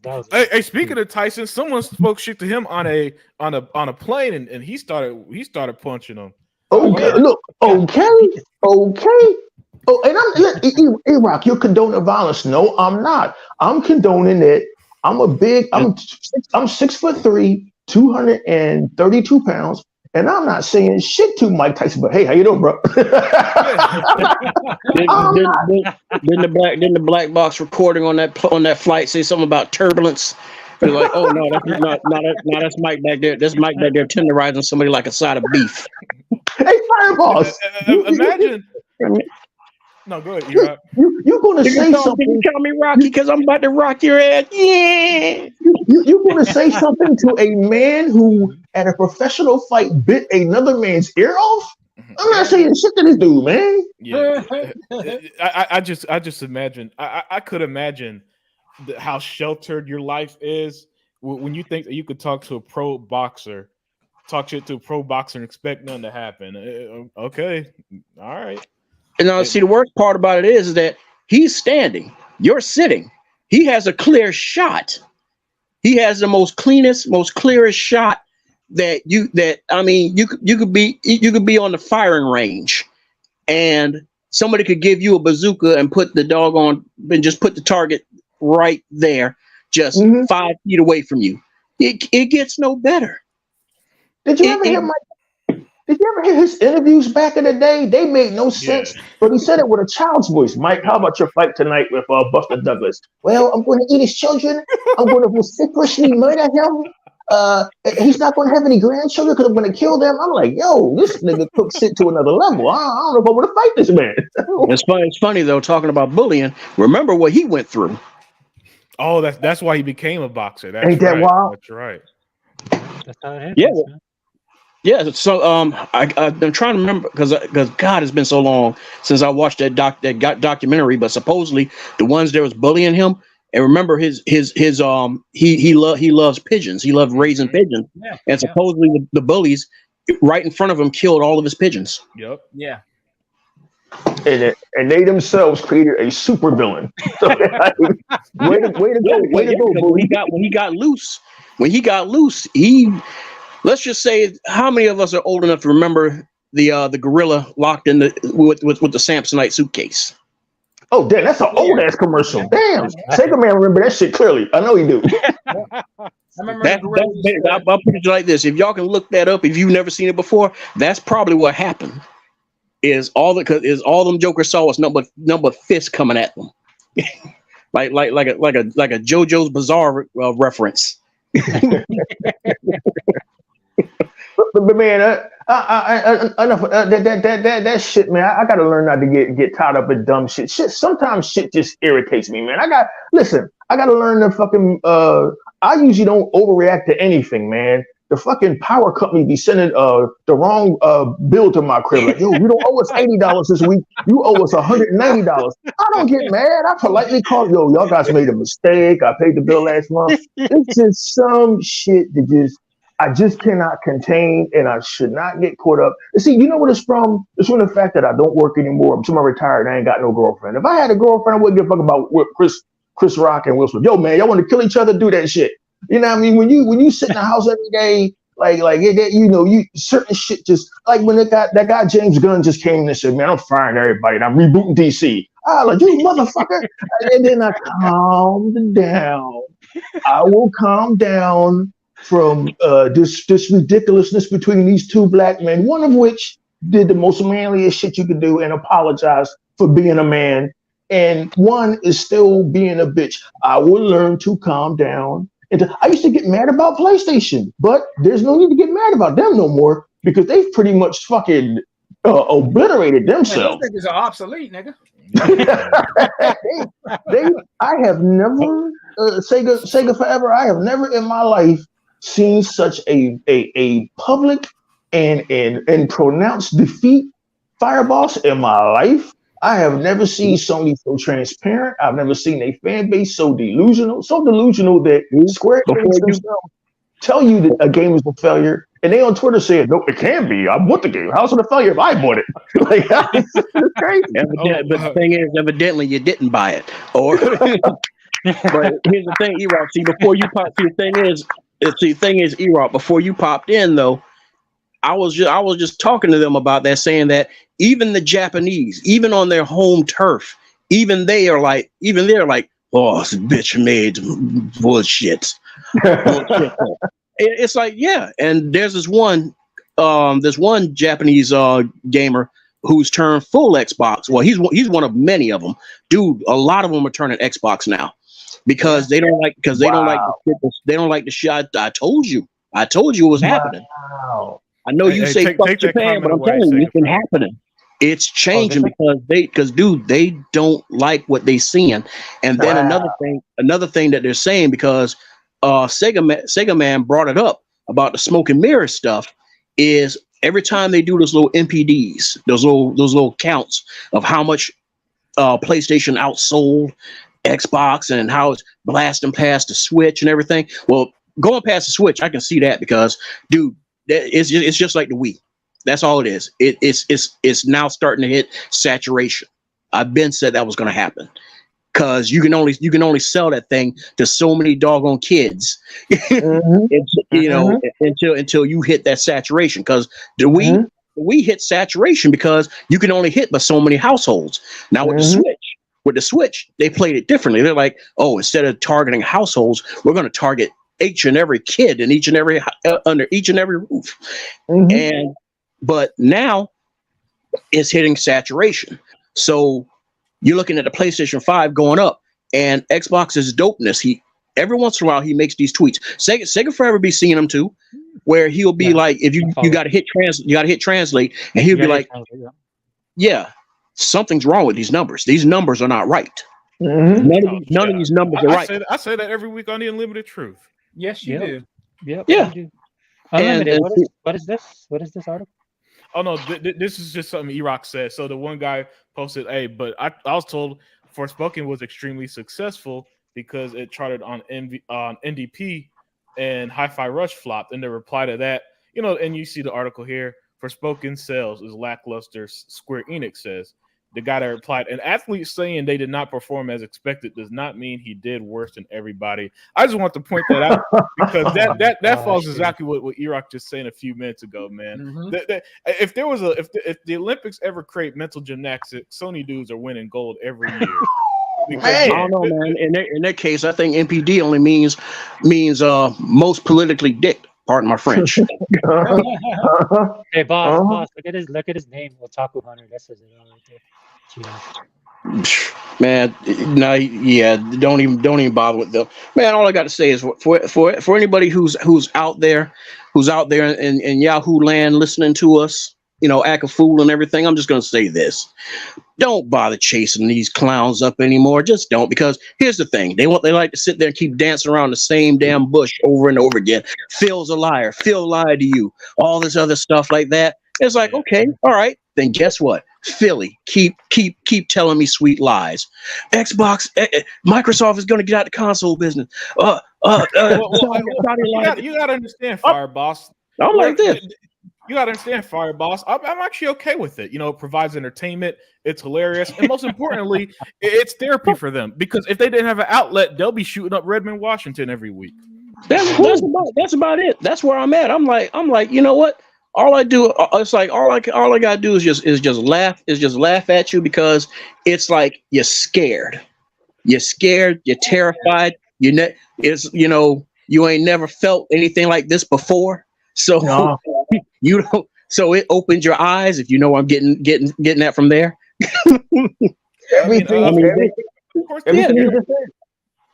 Yeah, they don't know what to do, and I'm here for it, man. I'm here for it. I'm like Ghostface. I'm sitting there knocking at the door like, come on now, let me in. Come on. It's almost this weird ass afterthought where, in my weakness as a bored old man, I let myself get distracted by social media, because I got a little dumb bullshit ass blog on Instagram. I don't have no fucking subscribers, but I like to keep abreast of the entertainment industry, and I let myself get distracted by dumb shit that don't involve me whatsoever, which is a weakness and a flaw. I admit that. But like, Xbox has been such a fucking afterthought in their victory that I don't get up in the morning like, I wonder what Xbox is doing. I get up, man, I make my family breakfast. I figure how I'm going to go about my day and, check the finances and make sure I haven't overpaid people, make sure everybody got paid, make sure the house is full of groceries, make sure the heater's working because it's winter up here in Philadelphia. I don't ever think about Xbox, because they have really done something that I thought they would never do. They remembered that they are a $2 trillion company, and Xbox remembered that they are a $675 billion company, and they started flexing. And we always knew that if Xbox ever flexed, they destroyed the competition. But now that it's happened, people are in denial. But guys, Unlimited Productions, Sega Man, Fireboss, Sega Forever, I have seen denial. I have seen people in heavy duty denial. There was denial when fucking Eddie Van Halen died and Tupac died. No, Tupac ain't dead. He's in Mexico. You motherfuckers don't know what you're talking about. He's alive. I seen that man at Walmart last week. I've seen denial, but I have never seen anything like this. When you go onto Twitter and tell your friends that PlayStation sold 43, the number changes every week, sold 43 million copies. They sold 100 million copies. The Xbox only sold 3 million copies. I have never seen this kind of denial. I don't know whether it's therapy. I don't know whether lying to yourself makes you feel better. But I always thought, Sega Man, that the PlayStation guys will go out with some kind of dignity. I never thought they'd go out like this. You guys want to talk about a supervillain? The realist just entered the chat. Uh-oh. Yeah, it's Fireboss, man. That's one of the most coldest ones out there. Fireboss, didn't you think the PlayStation fans will go out with some kind of dignity? In your heart somewhere, I thought that the PlayStation fans would finally, guys, say, "All right, Xbox beat it. You can see." No, I ain't saying no shit like that. They are not. But didn't you think that somewhere in them is enough manly fortitude to say, "All right, Xbox, I hate you, but you won." They are not fucking admitting shit. They are going down with freaking shit. Everything is fine. These dudes aren't built like us, man. When the crown changed on us last gen, we were like, okay, we did a Cobra Commander. Xbox retreat. And we retreat next time. Exactly. Get off the front of my truck. Yeah. We took our L's. Oh, Xbox has no games. Sea of Z's. We took our L's, but it's amazing how shit came back around. Look at Sea of Thieves. I keep being reminded by limited production. 33 million players. Like, God damn. Now y'all just flexing. The Activision deal about to go down. God damn, y'all just flexing. Buying ZeniMax and Bethesda. Y'all just flexing. We finally get a reveal date for start date instead of November. It's coming out in September. And these motherfuckers, see, it's been delayed again. Like, what? How is a move up a delay? Like, I can't, if I try to figure this shit out, I'll get a bigger headache than trying to figure out Chris Rock. And I don't need no more headaches. I'm burning that bullshit this week. Man, when I saw that, this is the thing. All right. At first, yeah, it kind of hit me in the gut a little bit, like, oh man, they said first half, but then, do you know how do you know how long that lasted? That lasted about 25 seconds. Do you know that September will be here before we can blink? Yeah, I had no negative reaction. I was like, okay, cool. I was surprised at the Xbox dudes that were furious. E-Rock, they weren't pissed. They were ranting. They were just like, no, give them the righteous smoke. Yeah, you a righteous smoke. What? Are you about to send them a humidor or some cigars? Release date, Fireboss. Can you believe it? These months go by so fast. September I don't know how it is for younger people, but when you get past fucking 45, the months fly by. Like September will be here. Stop, E-Rock. Just stop. Don't. You're making it worse for me too, man. So stop. Please stop. Hey, making it worse for me and Sega forever also, man. Sometimes I forget this is the Senior Citizen podcast. Look here, whippersnapper. look here, Sonny. but yet, sometimes this young man exhibits more self-control than I do. I don't know why this boy is so calm, cool, collective, man. He must got like, them girls must not leave him alone. He must not have no time to get heated about shit, man. God damn. But September will be here before we can blink, Fireboss. Sega man. Yeah. It ain't that, man. It's like, dude, it's like I still got too much to play. And matter of fact, see, I need to get back in. I want to get back in the Nina Cooney Wrath of the White Witch, because guess what? Next month, 2 drops, and I don't want to play 2. And I'm like, man, I ain't even beat 1. Is it coming to Game Pass? Yeah, that's ridiculous, man. That's why I've been saying one of the ones that if they supposedly in talks of grabbing a Japanese publisher, they need to grab Level 5. But everybody's like, nah, they too entrenched with Nintendo. That don't mean nothing. They can still get their Yokai Watch games and everything. They're not too entrenched to accept a check. Shit, because they had to want it big money for Nino Kuni. You know what I mean? The world is changing, man. E-Rock, they had to need something, because remember, just last year, Level 5 was literally on the verge of closing down, man. Wow. They closed. All right, you can look it up. They closed all their offices in Europe and over here in America, and they said they were done. They were literally done with console development. They weren't doing no more ports. They were done. They were just gonna hide out in the corner. So who is this? Level 5. Level 5. Oh, okay. Remember on the podcast when Tuck said, Tuck be on point, man. I don't know whether it's them chitlin regimens or Tuck. Chuck said a lot of developers, the last generation and which was the 8th generation, just went out of business. They're not around no more. And he was right. Almost. And I think level 5. I think level 5 was pissed off with Sony because I think they were expecting Sony to pick them up, but who did Sony turn around and grab with that $4 billion? who did they grab? Who did they get? I don't know. Oh, okay. Yeah, they grabbed. I don't think people realize we're seeing more studios closing now too. If there's this game Origami, it was the stealth game. Matter of fact, Origami 2 was day one on Gamepass last year. That studio shutting down. Damn. I saw other studios shutting down. I just don't remember off the top of my head recently. You know, we know the Forspoken guys are being shut down, and we also see games are being shut down as well. So let me say this for all you so-called YouTubers and gamers that bitch. I hope you guys are happy. I hope you guys are happy because this is what happens when all you do is tear down games except for Japanese and Sony exclusive. Yeah, is that good games suffer, and then y'all try to do the Suicide Squad. Yup. No, good games do suffer. Trust me. I was saying I don't know about that because the Japanese games ain't doing too good either. Oh yeah, true. Yeah, except for Elden Ring, that's about it. Elden Ring and Yakuza. And that's even worse because they hype up them games. Oh, Xbox don't got Yakuza and don't buy the shit anyway. Yeah, you're right. You're 100% right because what I've seen this last couple of years in gaming, I never thought I would see. Even a site that I used to like because I like at least one of the 3 guys. I like Richard Ledbetter, but I don't like his crew.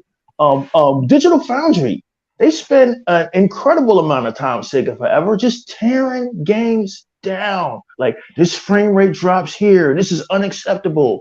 And look at these lost frames here. And I'm like, I've never noticed a frame rate drop in fucking Gotham Knights. They were particularly harsh on Gotham Knights, trying to say that Gotham Knights is unplayable. I've been playing the hell out of Gotham Knights since you bought it for me.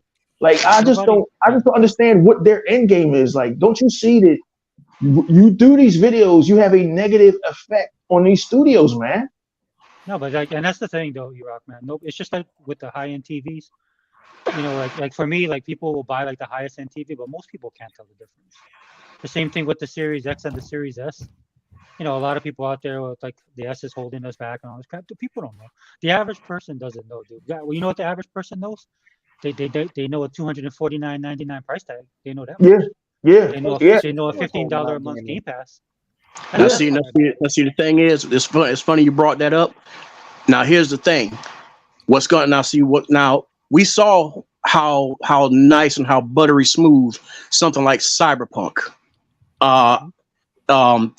looks on that little potato, as they call it. All right. So you're gonna sit there and tell me that, oh, Baldur's Gate 3 can't do split screen. Oh, it looks like it's holding things back. So, and then we bring up the performance of how Atomic Heart is running. So basically, this is what's going to happen this year. All right, Xbox first party studio and their second party deals. Name like say like what's that one coming up? One that everybody's waiting for. Redfall? No, not Redfall. It's coming to Game Pass. It's from the dudes. It's not Russia. It's they're in Ukraine. Oh, you're talking about Stalker 2. Yeah. Oh. See, these games. See, the thing is, they're about to put all these jokers to shame and make them look like they got egg on their damn face, because they're going to be like, wait a minute. So how come Callisto Protocol couldn't have this working? Ray tracing. How come the performance was looking like this in Harry Potter? What's going on? Simple. Because these jokers are not being given it's not a thing of that they don't want to. It's a thing that they're not being given the proper amount of time, or giving themselves the proper amount of time to learn to use the damn DirectX tools properly. So they're being forced to shove that crap out, and then you'll patch it later. Now, but some of them, it's like, yeah, just some on of the them. internet, bro. Look, choices are made. That's what everybody's choices are made, and they decided to make that choice, and look what happened to them. Yeah, Talking about and see a lot of them. And see, it's funny you brought what I was going to say, because when you brought up the internet, a lot of them, they kind of told on themselves, because they said that just like with Baldur's Gate, and found out just like with Atomic Heart, what system did they prioritize first? PlayStation 5. There you go. And whose system does not have DirectX 12 capabilities? The PlayStation 5.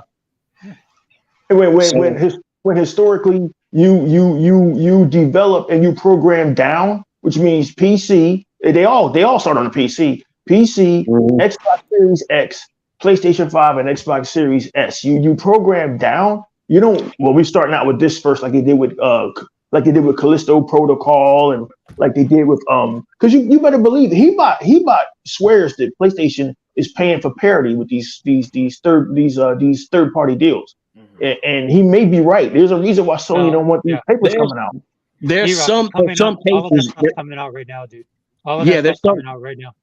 Yeah, there's some cases with that, but I also feel, going back what E-Rock was saying, is like there's some cases where I believe we're going to see that, but there's other cases where I feel it's more on the line, because the telltale sign is the fact that the game runs like doodle butter, even on PC. People with these 4080s and 4090s can't even get a damn good performance out of it. That's telling. This is the first time I think I thought hell froze over, dude.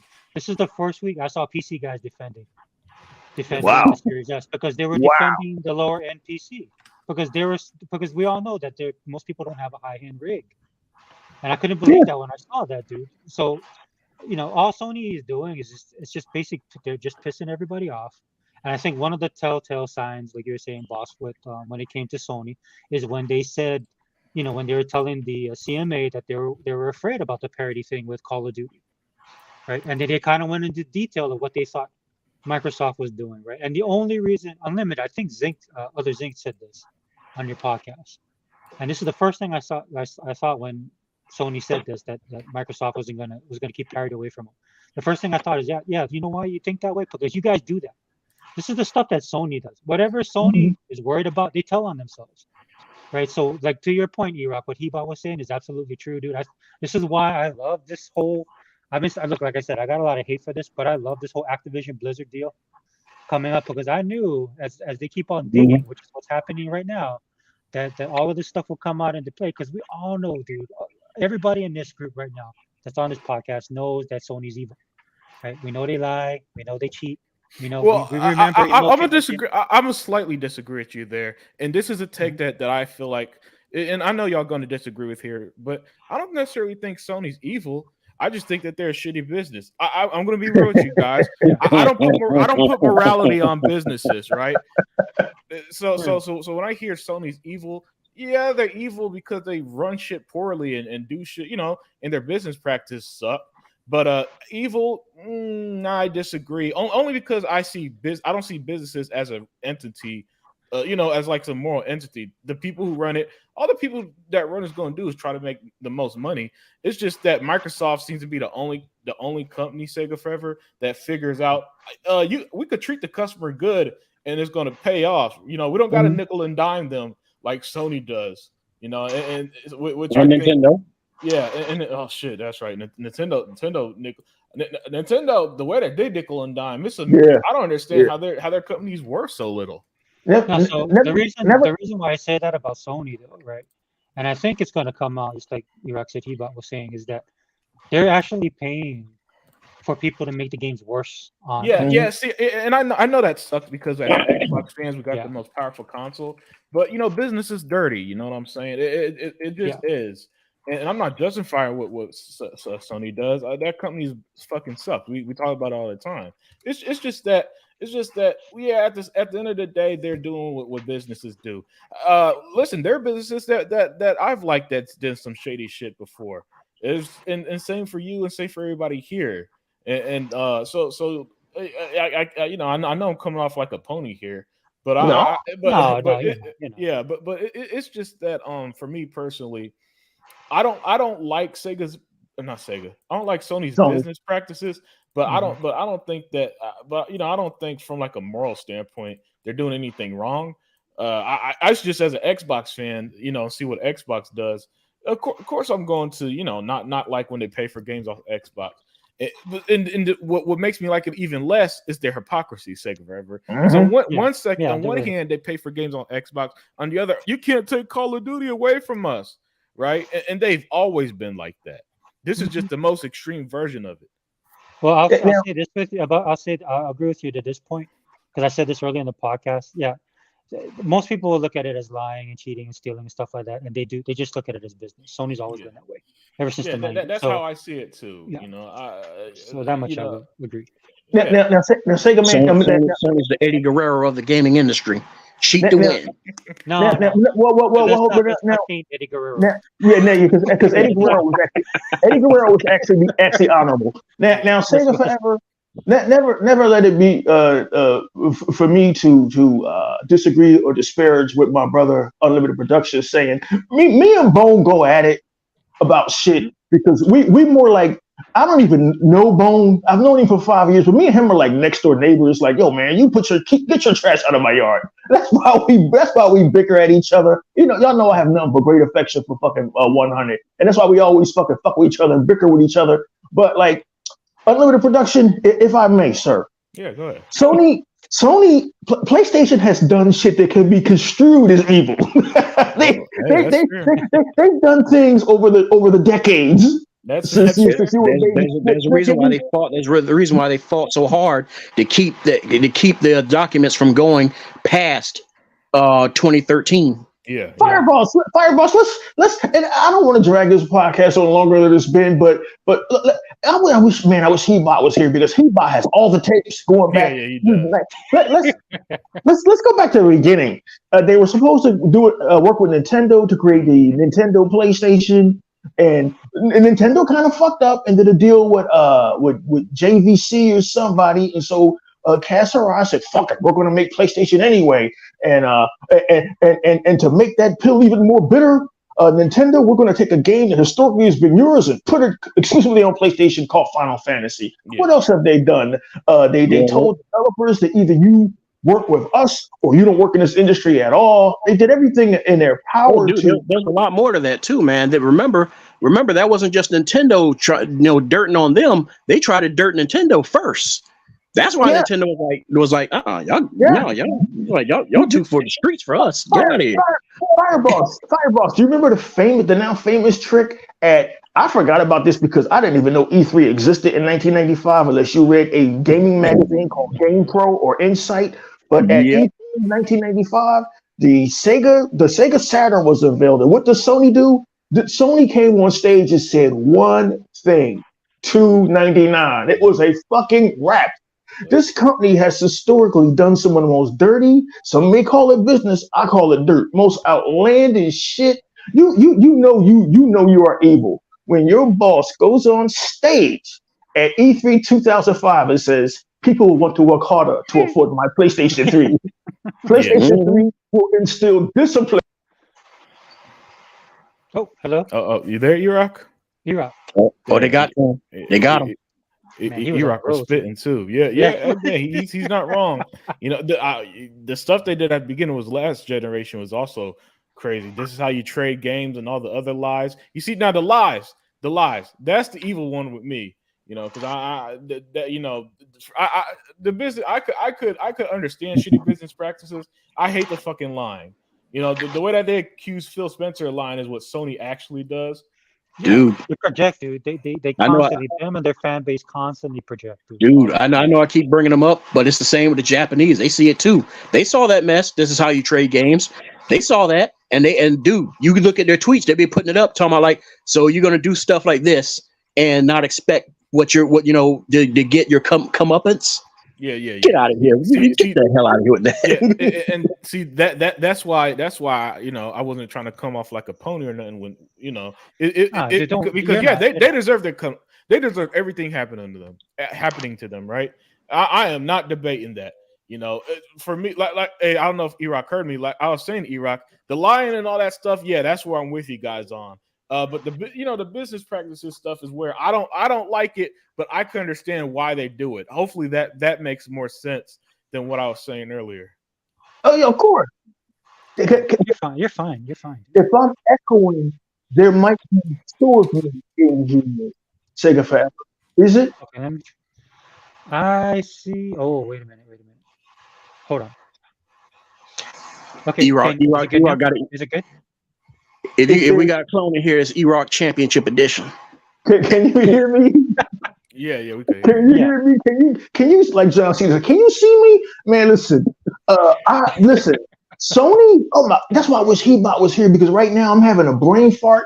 But they have done things that can be construed as evil, man. Like, listen, we're moving ahead with Blu-ray. You either put your games on this format or else. Fucking choking developers.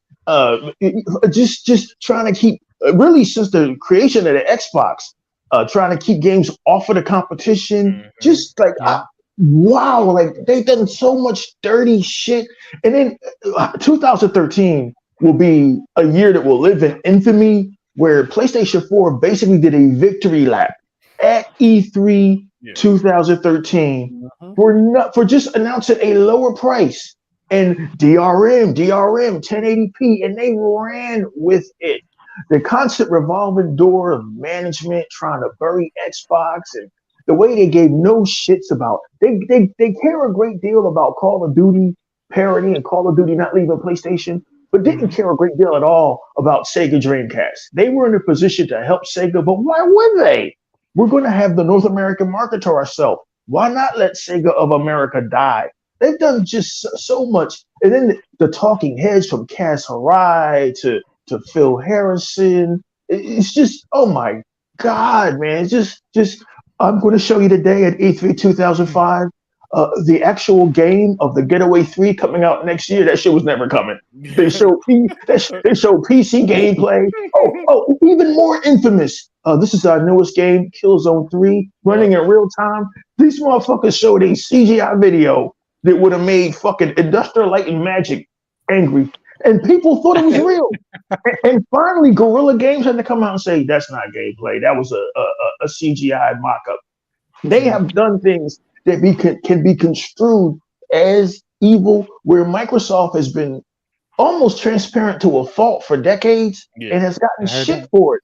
So it's like, man, to see them, Sony now groveling, to see them now so transparent and so weak, I never thought I'd see this, but what goes around comes around. But yeah, Unlimited, to get back to what you were saying, they have done shit that could be construed as evil.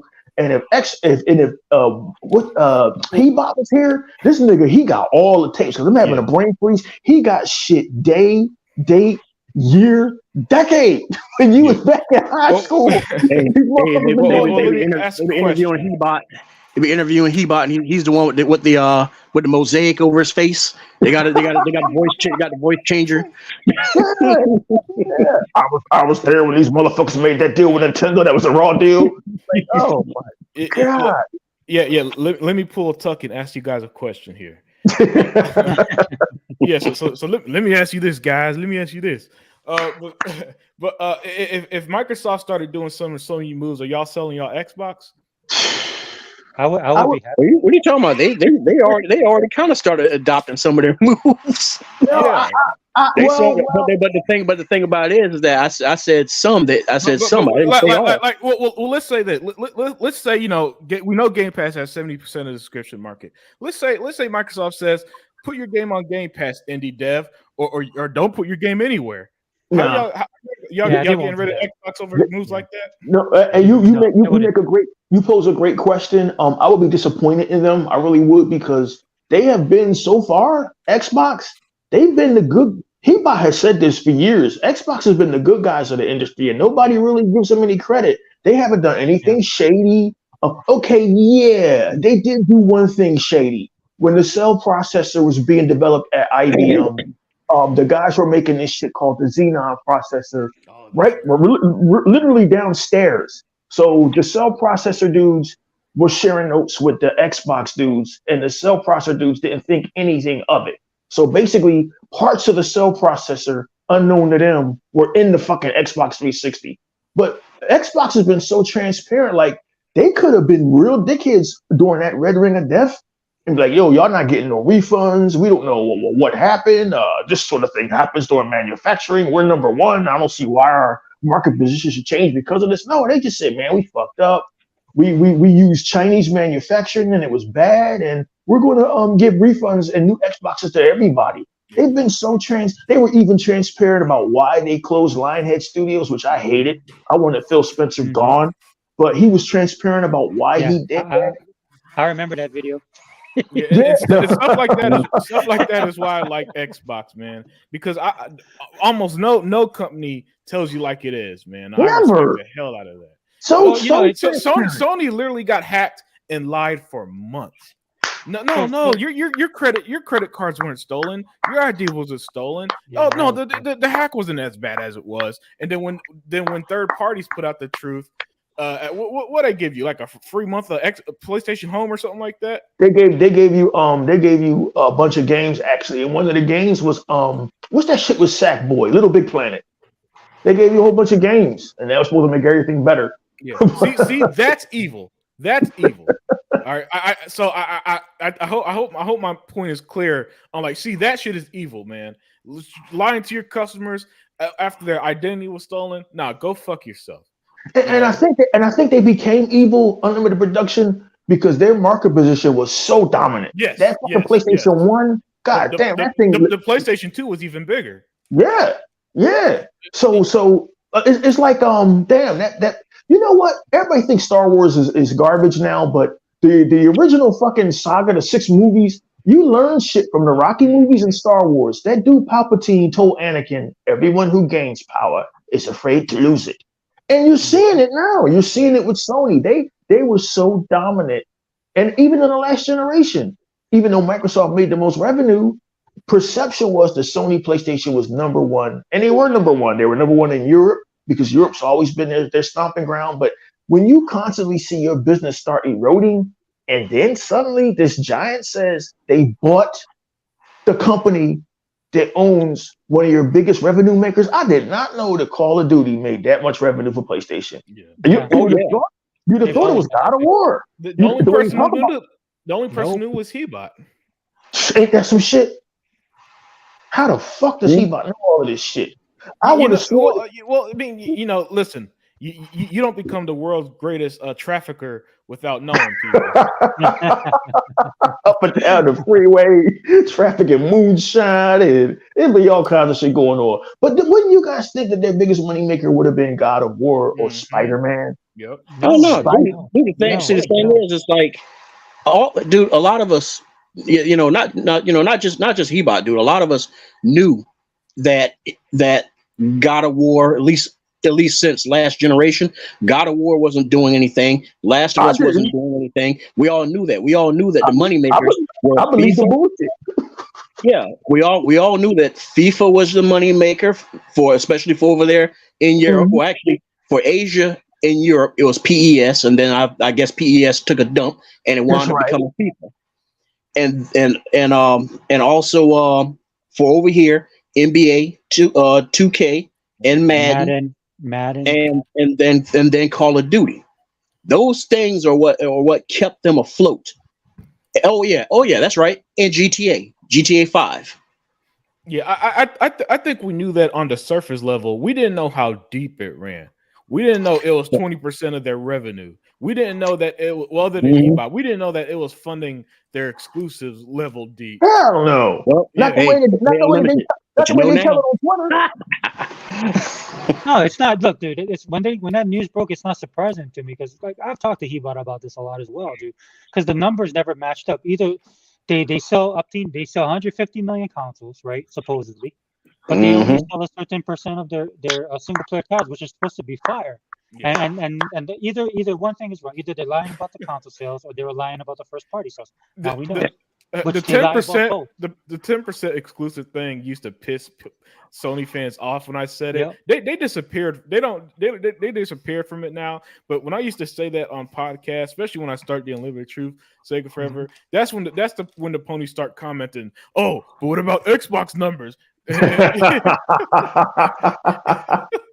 And then now that I put everything on screen, you can't refute anything, because when we talk, I literally got the information on screen. So that's what made me start doing stuff like that, man. I noticed when the 10% comment, that used to be the one that triggered them hard. You can't match wits with a fifth grader, man. You can't.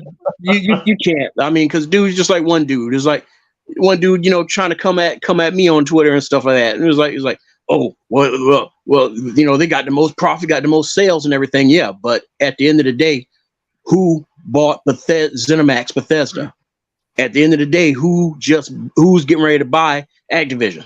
Oh, that's Microsoft money. I'm like, yeah, but the thing is, they're not going in with their whole damn wallet. Some of that coming from Xbox too.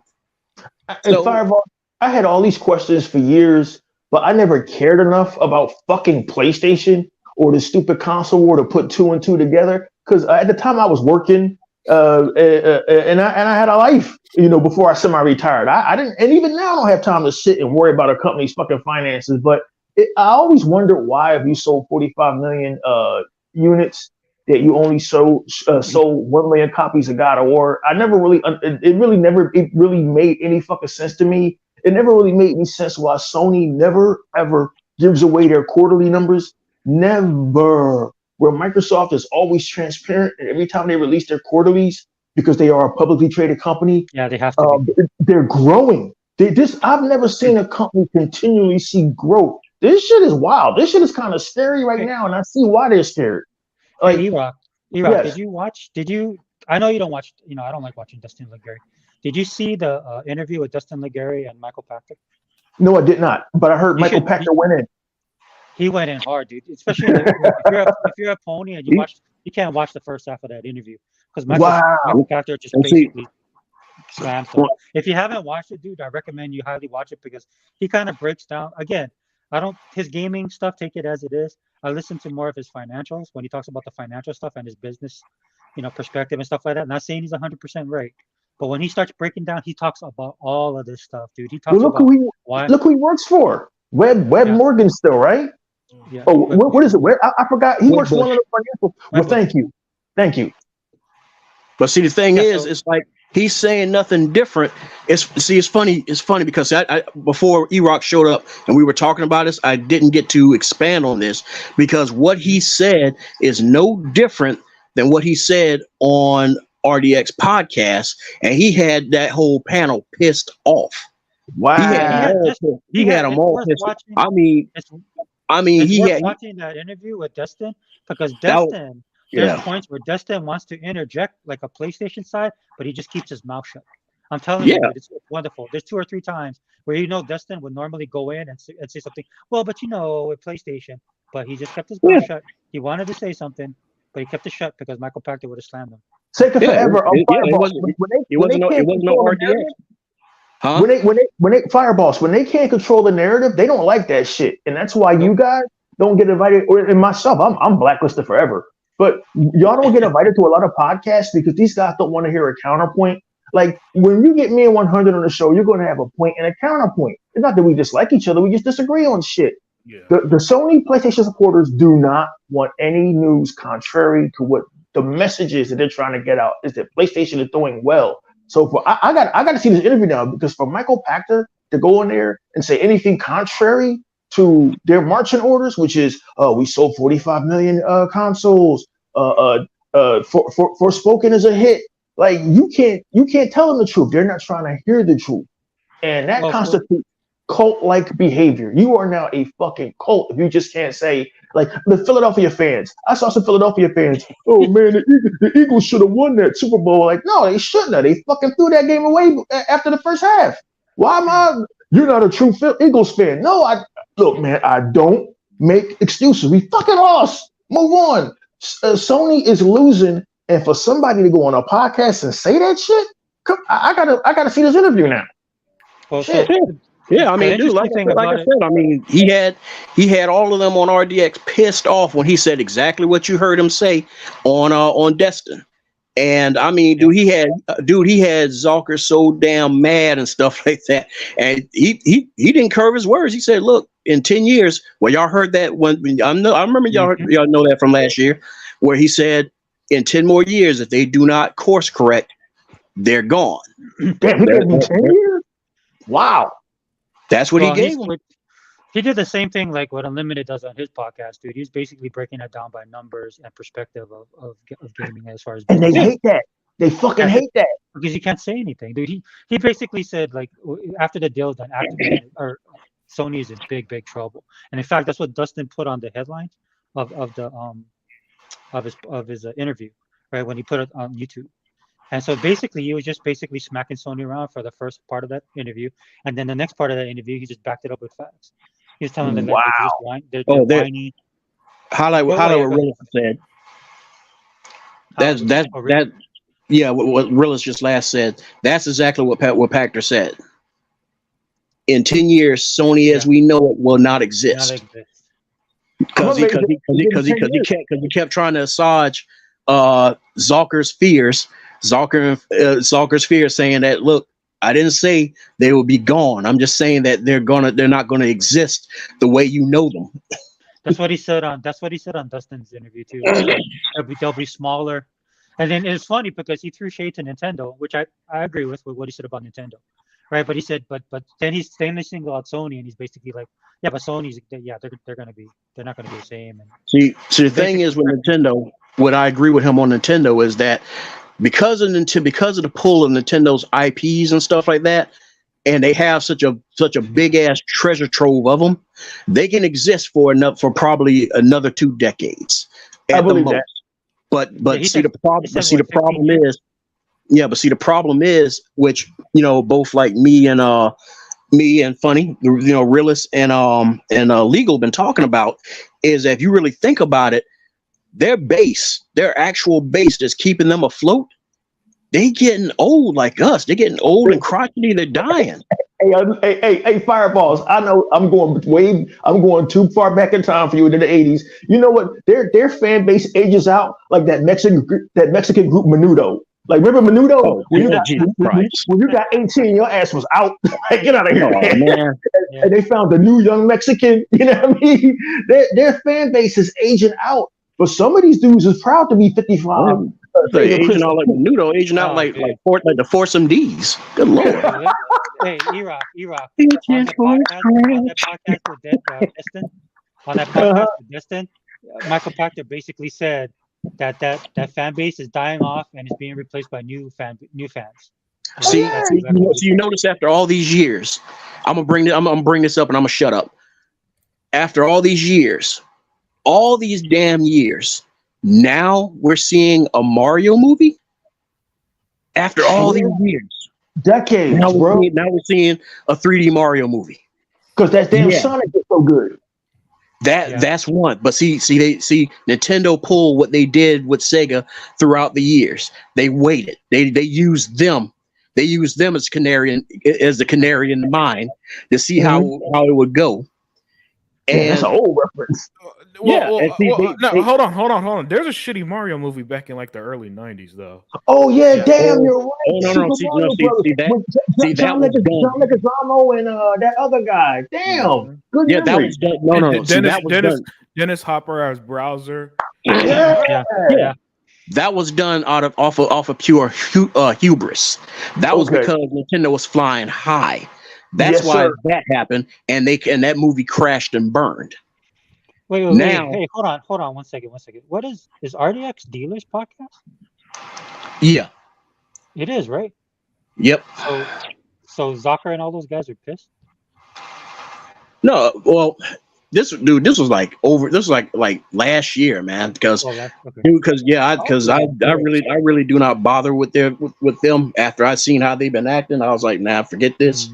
But I just happened to just pop in because I saw Pachter was a guest, and see, I haven't heard anything from Pachter in a long time, and I was like, damn, this dude's still kicking around. So I pop in, see what he got to say, and I'm like, oh man, dude, he's just throwing vinegar all over everything. He's like, Like here, you like some propane? Have some propane. Here's a match while you're at it. They don't like the truth, man. Like if Unlimited Production drove to my crib from Texas, like E-Rock, listen, man, you are 50 fucking be 54 soon. You do not need to be worrying about the brawls of two grown men. Hey, get your ass out there and cut that front lawn. I'm gonna listen to him. I'm gonna take some constructive fucking criticism. You're saying Limited's trying to treat you like Lamont treats Fred Sanford. Hey, sometimes, man, sometimes you need some constructive.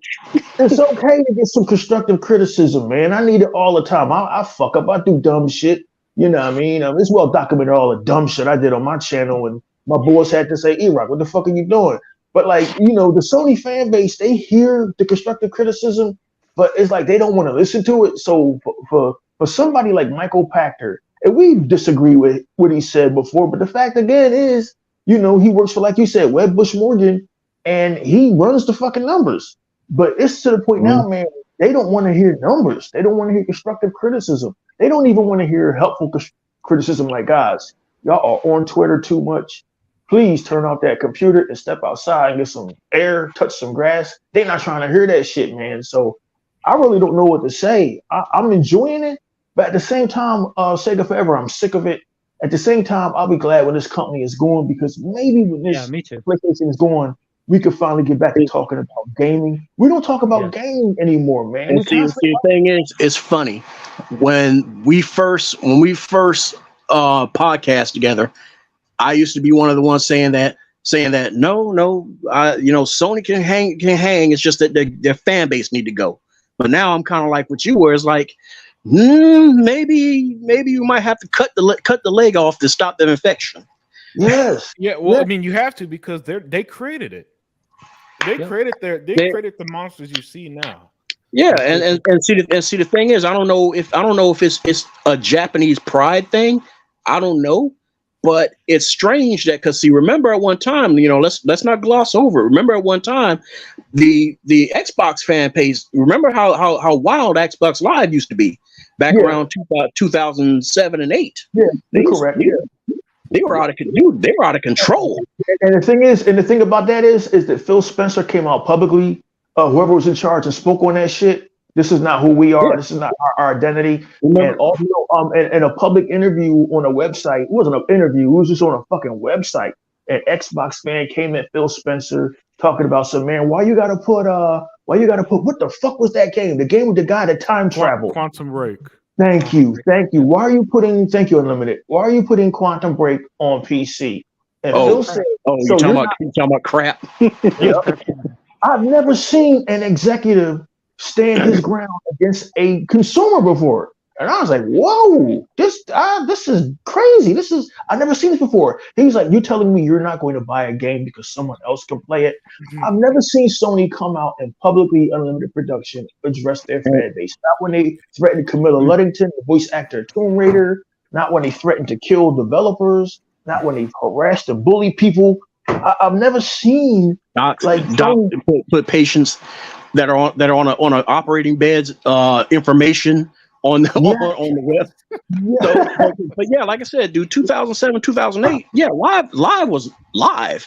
But who else who was on live back then got that email, that infamous email that was a poll asking, how do you feel about the current state of live?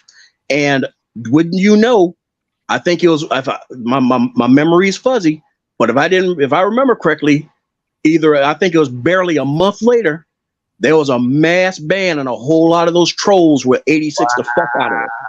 They were gone. Are you talking about when you first started the banhammer stuff? Yep. They were gone. And since then, live has been like just pure bliss. It's been like, hey, brother, how you doing? Good game, good sir. Let's play. Let's play. Jolly good. Live was like the Wild Wild West back in the day, dude. I remember that, dude. Yeah. Guys, do y'all remember? Yes, it was. Guys, do y'all remember? I don't know whether it was a couple of years ago or a year ago when Xbox went after the Xbox ambassadors. I'm like, goddamn, the ones who were like the Xbox ambassadors, like Kid Smooth and King Thrash, who were bad mouth for Xbox. They got rid of them motherfuckers. I'm like, what? Wow. Wow. This is one of the main reasons. I say this all the time. People think I'm crazy. It's one of the main reasons they're buying Activision, dude. Phil doesn't like that stuff. Satya will agree with Phil. They don't like that toxicity on that level. And so why they want to get Activision and Blizzard and King, besides the money part, is to make cultural changes at that business because it's so toxic. I'm telling you. And see the thing is, Microsoft and Xbox are the only ones who had the nuggets to say, you know what, we don't have to have your business anymore and cut you loose. Sony's the only one who don't have that spine to say, you know what, you're out here making us look like goons. You're out here poisoning our image. Yeah, and Nintendo can't say that because you'll get arrested talking to kids like that. Dude, all right, Unlimited. I'm tired of this. Go get in the corner. Go to the corner. just get in the corner until I call your parents. God. Hey, man. I'm not the one playing Pokemon. That don't work on me. Hey, Unlimited Pokemon X40. They on it. They put the Pokemon Gold, the Pokemon Red. I seen the videos. I'm like, whoa, like, I don't know, man. Like, I don't know how this company stays in business, but the mind share must be deep.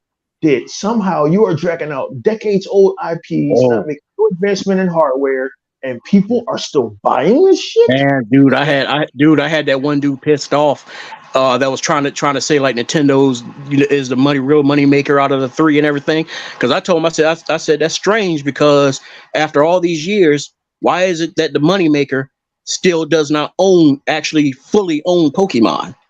Yeah, wow. Nintendo does not fully own Pokemon. It's a so-called quote unquote partnership. So in other words, if Game Freak or Creatures Inc. decided one day, you know what, this ain't working. I think we want to try something with Xbox. Mm-hmm. Oh God damn, boy, this is going to be a fallout. Yeah, but Microsoft wouldn't do that either. Microsoft wouldn't do that. Who said they wouldn't do it? Nah, they wouldn't do it. Phil wouldn't do that. Oh no, Phil would be stroking his chin like, tell us more. Well, remember the rumor they did want to buy Nintendo at one point, Sega Forever. Yeah, I know. But then Phil would try and help Nintendo because he's doing it right now. He's trying to help Nintendo. He's trying to help Sony. Like I'm at E-Rock, man. That's one of the things that pisses me up about that. So there's a whole lot of hands in that pot getting burned. I'm the only one who's ever okay with nice guy Phil. Everybody else wants him to be a monster. But I you know what? I did notice, from Lulu Mang, Chevrolet, the lady, she was the COO at Activision. Brad Smith walking around with the contract with Sony that they gave Sony about Call of Duty. I think Phil got people around him now who don't mind fighting dirty, so he could just be himself. So I can't blame her, dude. That's a lot of money, man. Yeah, they're messing with people like Big Worm. Big Worm said, "You messing with me." People keep saying that.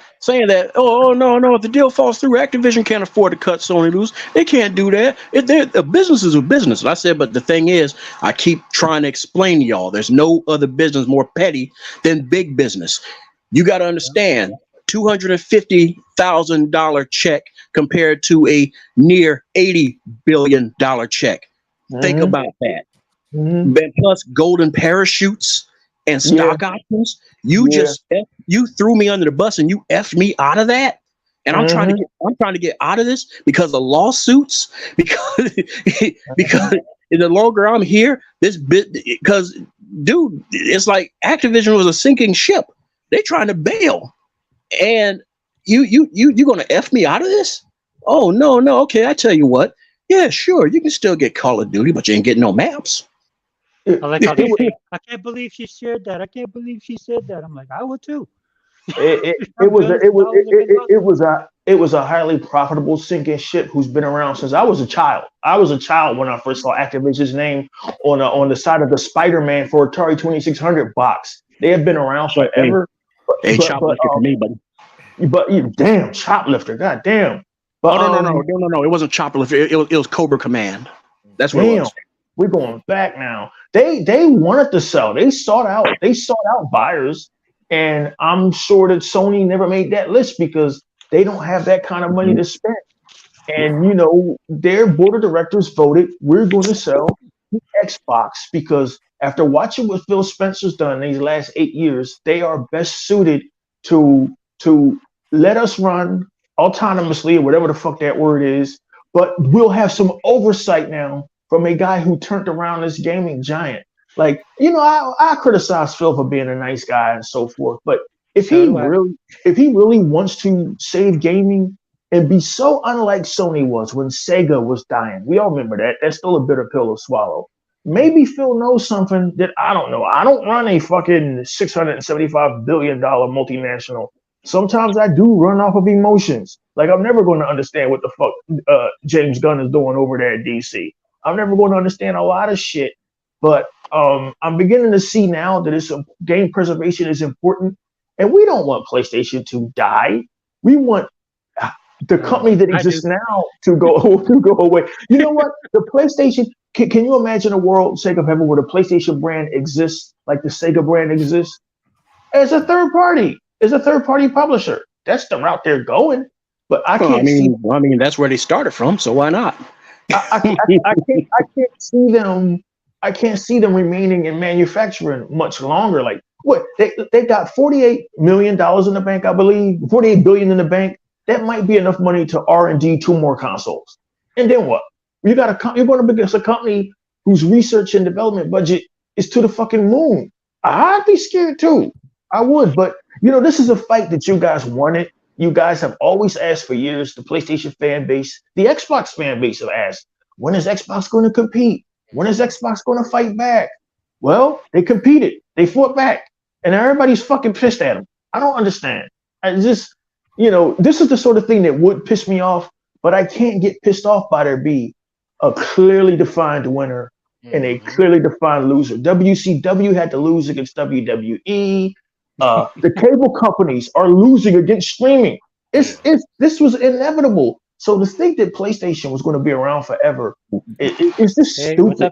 Hey, it says you're bringing up wrestling. In other words, it's like, come on now. Why y'all getting upset? Y'all wanted the Ultimate Warrior against Honky Tonk Man. Y'all wanted this. Why y'all getting mad? Y'all wanted this. He got squashed under 5 minutes to move on. That's all.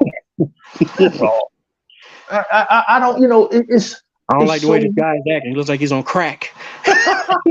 Remember Jesse's look at this lunatic. But I'm like, like this is what you guys wanted. That's all I've heard for the last 8 years. Xbox needs to do better, especially from Zaire. Xbox needs to compete, man. This is diabetic dog shit, man. I don't know, man. I'm going to sell my Xbox. That's all I heard for years, until the point where I got so frustrated with the community that I started unfollowing a lot of these guys, man. You just get tired of hearing it. And it's not that I'm some Xbot. Well, E-Rock, why didn't you buy a PlayStation? Because I had PlayStation, and I know what they're all about. And I know that temporary success does not mean long-term success. And what Phil did this last 8 years, man, like, I got to be honest. I don't know if Steve Ballmer and Peter Moore could have did it, because they exist in a world like me, Other Zeke, and Fireboss, where we exist for violence. But sometimes maybe you might need a cooler head to prevail, like Sega Forever or Unlimited Production. Like, yeah. Sometimes, like, I don't know, man. Sometimes you let your executives do your fighting for you, and that's what Phil is doing now. But more than that, now he's doing something that I thought I would never see. He's letting his wallet do the fighting for him. And I mean, the thing is like, yeah, it's probably so, because the thing is, all I can think about is, can you imagine the sheer terror for all of them if all of a sudden Phil was like, hey, I'm going to have to dip away for health reasons, and my buddy Peter Moore is taking back over for me. Man, Peter Moore, put a fork in it. Yeah. You know where they talk about in Star Wars the balance and the Force. Nah, there ain't no more balance. Yeah. Moore's just going to end it right then and there. This is what I should have done. Yeah, he thought the goal. Yeah. I mean, you can see him in the interview, sweat dripping down his face, shaking, red as a beet, and he's just like, I've been waiting for this all my life. Oh Lord. Dude, did you just quote Genesis? Yes. I would love to get an interview with Peter Moore, but I don't know the proper channels to go through.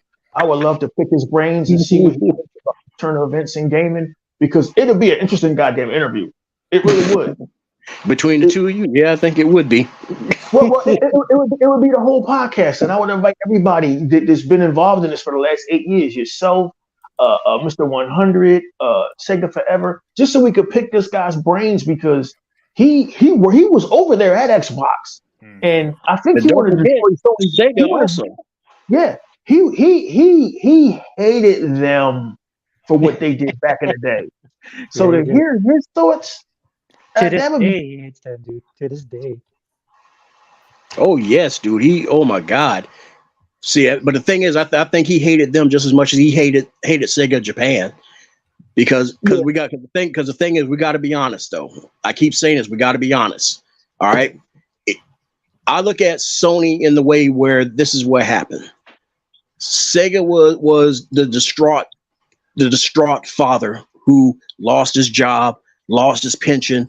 He's just standing right there on the bridge, and he doesn't know what to do, where to go. And here comes Sony, the so-called best friend, hands him a knife and walks away. Mm-hmm. Just gets in the car and drives away. Mm-hmm. Don't even try to pull you back off the bridge. That exactly. That's the way I see it, because I always keep saying it is that Okawa, he tried his damnedest to keep that company afloat, and he couldn't get no help, because so many of them jokers who were sharing the same table with him on the board, they were already in Sony's back pocket. They wanted him to end it. He was funding Sega with his own money. That's sad. I remember Bernie Stolar and Peter Moore saying it was an internal fight between Sega of Japan and Sega of America, which to me made no fucking sense. They painted it like Sega of Japan was pissed because really Sega's success was from Sega of America. Mm-hmm. Yeah, Bernie Stolar was like, you know what? Fuck y'all clowns. I'm done. He walked. He walked. He was done. And then Peter Moore, he stepped in his place, and Moore, got it too. And he was like, man, I can't work with you clowns. Look, why don't you sell to Microsoft? Mm-hmm. They're trying to get into this. Why don't you, no, instead, how about we just put our games on there and stuff. And it's like, let's make a chipset in their Xbox that makes it so you can play Dreamcast games or something. Dude, that's that hierarchy thing, dude. That's that hierarchy thing from back in the day. Yeah, I mean, there was all sorts of stuff that was flying back and forth at the table and everything. And this is one of those points where it would have been good to have a Hebot up in here and stuff. But yeah, it's like all sorts of idiotic stuff was flowing back and forth, and it's like, and here it is, here's Sony, whereas the biggest thing Sony was doing was choking everybody out by buying up all these IPs and never using them, buying up all these studios and shutting them down, literally choking every. I mean, dude, in a way, it's like you guys might not agree with me, and it's funny if Realist is still in the chat, I would say bring him in because he probably argue with me. But I want to say that if there was one slippery slope that couldn't be climbed back up, Sony could have fucked around and probably ended the whole gaming industry, because they went on an outrageous buying spree, getting all these contracts, getting all these deals, buying up all these studios, and then closing them, buying IPs and shelving them. It's like, what are you really bringing into the industry? Cheap DVD player. How many times has Hebot said that shit? How many times, and they could do that because they were backed by one of the biggest entertainment companies in the world. Their TVs was fire. They were still selling fucking CD players. They had this giant over in Japan that was backing them financially, so they could do shit like that. But E-Rock, why are you old timers bringing up all of this shit with Sega? Sega as a company is gone because they're old and bitter. History's repeating itself, and you can always learn from these lessons about how companies get too big and they almost implode internally. It hasn't happened to Activision for some goddamn reason, but it happened to Sony. They're imploding internally. And you guys, we're talking about this now, fucking almost 2:00 in the morning with Sega Forever, and laughing and joking and talking about celebrities and bullshit. But you guys are bearing witness to history. You're fucking living it now. And you will be talking about this with somebody else years from now, how you watched PlayStation erode because of one fucking game, but it wasn't one game. It was a series of bad decisions, and mainly that time exclusivity. What Phil Spencer said, we're not paying no more for shit we don't own. The timed exclusivity, and basically letting the media for 8 years tell you that you were hot shit, while this other company was over here investing in shit you should have been afraid of then, these fucking Azure servers. Why were you investing so heavily in these Azure servers? What kind of move was this company about to make? Game Pass? The world laughed at Game Pass just 6-7 years ago, and now it's a fucking monster. Like, you can't not make moves and expect the public to still be like, PlayStation is number one, when a fireboss. The whole thing about a business is profits have to be coming in, and there's no profits coming into PlayStation. And for Michael Pachter now to come out, and Sony themselves, which is shocked the hell out of me. I thought I've seen everything, man. I've damn near seen a polar bear ride a tricycle. I've never seen Sony came out and say our exclusives don't sell.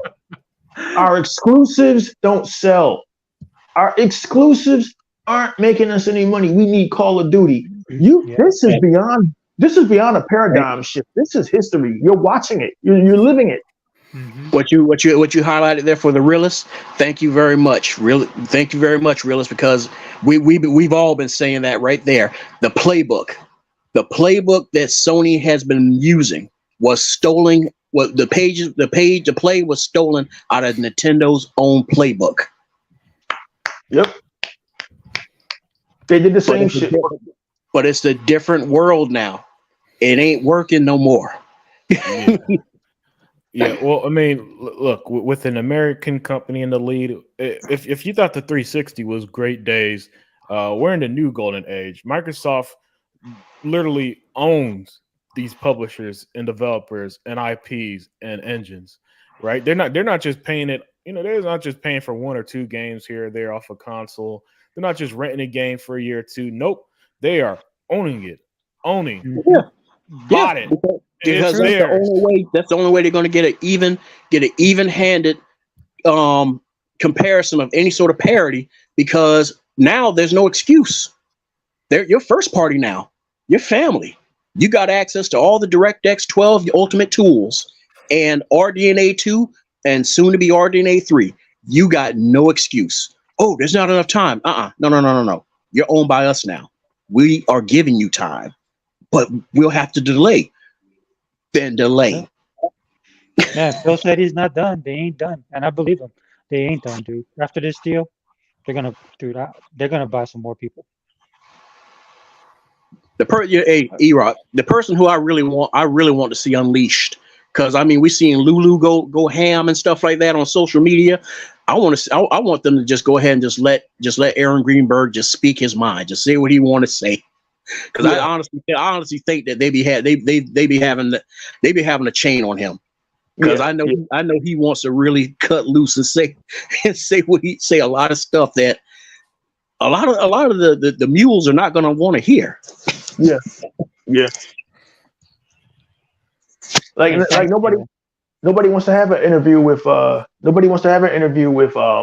Jim Ryan, because that entire interview would be a fucking pity party. Again, the kind of shit that I don't like as a man. We're being bullied. It's not fair. It's not. You set up these rules of engagement. You started this shit, and now the other company is finishing it. Why are you crying? Why are you playing victim? I don't like that. I don't like people playing victim. I don't like companies playing victim. When WWF was getting their ass kicked in the 90s by WCW, they never played victim. They tried to for a hot second. Oh, they're taking all of our stars. But then, they got smart and they used the skeleton crew that they had. Some dude called Stone Cold Steve Austin and this half black, half Samoan dude called The Rock, and the rest was fucking history. Like, I like for companies to fight back and own the fact that, yes, we did this to ourselves. I like for people men and companies to take ownership. Jim Ryan, the reason why I just don't like him and I have no respect for him, I understand he's in a long line of executives. They've had more executives over there than any company in the last 20 years. But man, take some ownership. You bought this on yourselves. The very thing you've done, you're now bitching about. I don't understand. I don't get the balls, the fortitude to call your shots, run your race, run a victory lap that wasn't yours last generation. And now, as Next Generation said way back in, I don't know, September of 2020, this is a new generation. This is like a reset. All the rules that applied last generation are out the book now. And now we see that Sony was not prepared for this generation because they spent the entire 8th generation running a victory lap. Hey, man, I am not sad to see this company go. I'm enjoying every second of this. And, man, it is what it is, man. All we can do now is just enjoy these games because we're not over here angry. We're over here gaming. We're not over here on Twitter every day. We're busy gaming. And Microsoft isn't sitting in a room trying to talk to everybody and get all these regulatory boards to stop a fucking deal. I personally never thought I would see this. I never thought that Sony would go out like this. Go out like, excuse my French, go out like bitches. I never thought I'd ever see this. These are some weird fucking days, man. Are we living in a bizarre world where bitch-made behavior is being co-signed on? Will somebody help me with this? The PlayStation fans, it's not fair. Microsoft is bullying Sony. Like what? Yeah, dude, you're dealing with a bunch of preschoolers and kindergartens that grew up with that system, and the media, as well as influencers, have always been there to stroke their back, pat their head, and tell them they're there. It'll be okay. The sun's coming up tomorrow. We didn't have that shit throughout last gen. There was nobody fucking there, patting boss's head saying, "Don't worry, boss, we'll get him next time." No, we ain't had that shit. It was like, yeah, you suck, eat it. Fireboss, our own dudes who were supposed to be our own guys, like next gen, pissed on our fucking graves. I remember all that shit. Man, dude, they jumped, dude. You remember that scene of Spaceballs, where the ship was blown up, everybody was getting in a escape pod. That's what it was. It was like everybody was bailing. It's like everybody felt like, God, it was like, hey, none of you got no lick of faith. Yeah, it wasn't like a gorilla or a monster hopped in the space pod and put the middle finger up at the dude. Like, yo, man, everybody is that was the bear. That was the bear. Everybody is bailing out on Sony now, and it's hilarious to watch. Y'all are living through fucking history, man. I'm serious. We're like, this is entertainment that you will never ever see again. I like your analogy you won't be able to see it again. No, E-Rock, man, I like that analogy you talked about with the wrestling, because after that came the Attitude Era, probably one of the biggest eras for WWE. Nobody saw that coming. It was a business. It was a business out of necessity, switching gears. Kind of what Microsoft did out of necessity. They switched gears and became. They went from being a. What the fuck? I'm trying to figure out. They went from being a manufacturer of hardware to a content provider. That was just weird that they internally made that switch, and they saw what direction entertainment was going in. Because now, if you look at all the streaming services, it's a battle of who has the best content to get your $15 a month. The Xbox made that switch, so it took a while. And it took a while for everybody to get on board with it. What do you mean console sales aren't going to be your number one priority? What do you mean you're not going to have exclusives anymore? What do you mean you're not going to? No, we're switching gears. We're going to be a content provider. And now we're living in the age of content. And it's just so weird that one company made that switch and the others didn't. And we're seeing it, man. We're living through history, man. And we've seen bigger companies try to catch up, like Google with Stadia. And they couldn't do it. They couldn't figure out the formula, but Microsoft did. You listen. I don't care if you hate Xbox, man. You got to give them some kind of credit for fucking seeing where entertainment was going and switching to that. This whole fucking Netflix business model of we don't want a few people that have Netflix. You want every fucking body to have Netflix. You got a cell phone, you can watch Netflix. That was brilliant. You have a cell phone, you can play Xbox games. Like, what's the whole point of having an Xbox console? They don't care how they get you as long as they get you. You're still thinking of the days of Genesis does what Nintendo don't. When console sales matter, they don't fucking matter no more. They haven't mattered in years. What matters now is engagement. When you have a game like Sea of Thieves, tout that they have 33 million active players, that is huge. That is crazy. Yeah, and what was the last count on Fallout 76? The one everybody kept calling a dud. That one has over 20 million players as well. And ESO is sitting on what now? In the 25-30 range. E-Rock, you gotta watch that interview, dude. Doctor talks about all this stuff. It's funny.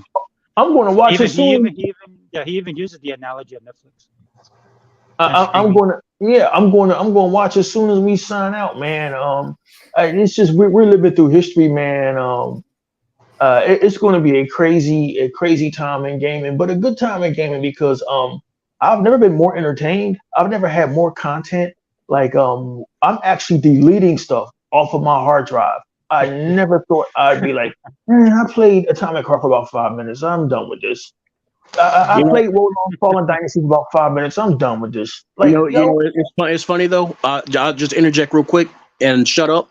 Is that I will say this one thing. This one little pain point that I do have is what the hell is going on with these alternatives that they first pitched towards the expansion, the SSD expansion. We were supposed to do. They pitched those things like when the Series X launched, man. And I'm like, man, what's going on here? Because these things ain't getting cheaper. Matter of fact, they're going up. Yeah. Are they going up? Because every time I see a price, they're on sale prices, but their standard price is the same as they were 3 years ago. Yeah, Seagate sitting at the table eating hearty. I mean, that's how proprietary. That's the negative about the proprietary stuff. Yes. That's why consoles went from cartridges to CDs because of stuff like that. The cost and all that other stuff. It only works on one device, so it's not really flexible. But it didn't bother me. I bought an expansion card years ago, and I said it then. I'll say it now. It's part of the hobby at this point. We got $60 controllers, $70 games, $200 expansion card. And as a result, and this is the consequences. I mean, of wanting more. And by what I mean, wanting more out of our games, right? Because and they tied it to the velocity architecture, and assuming it's not a gimmick, and that it needs the specific text in the expansion cards to run the Series X games.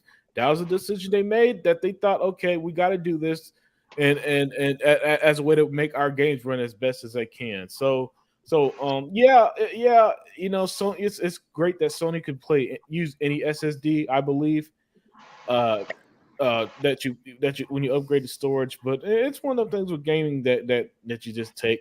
The PS Vita had its own memory card, and it was expensive as hell too. Now it's a handheld, so that's a different monster. People could justify with consoles. They could justify the big purchase like that. It's a lot different with the handheld, especially when that Sony handheld never took the world for fire. But yet, man, 2 years ago, Unlimited Production, everything he said, man, I made a video saying that this hobby was getting expensive as hell, and that if you couldn't afford it, there's no need in bitching to the companies about I can't afford gaming. You may have to fucking mow some lawns and get a better job. In the words of Dusty Rhodes, when I made that video, I was taken to the woodshed, baby. They took me out back and tied me to the tree of woe. All because I said the gaming is getting expensive. Dude, $500 for a console, $200 for a fucking expansion card, $70 for games. So really, the cheapest thing out of that equation is the $15.99 for fucking Game Pass Ultimate. It's like that's the cheapest thing in the equation. Why wouldn't you get Game Pass if you kicked out all this fucking bread?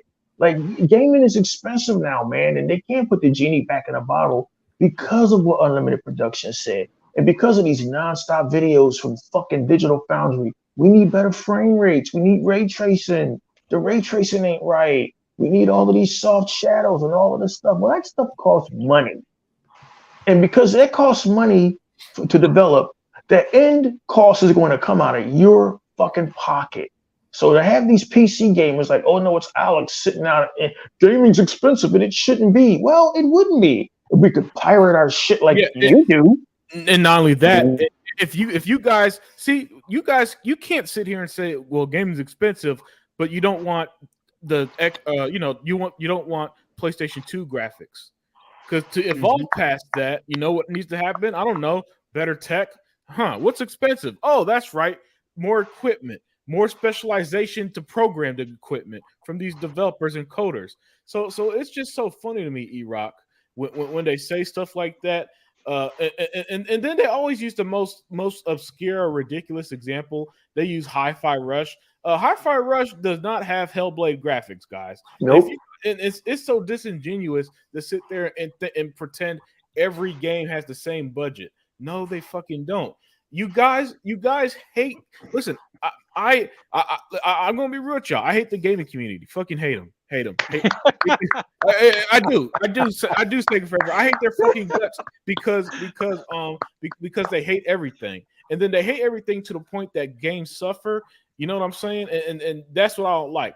So y'all, a day after they bitched about Starfield delay, quote unquote delay, they were bitching that Suicide Squad got delayed, a game that they hated when they saw the gameplay back in January, right? And they still hate it today. They're hating on it now.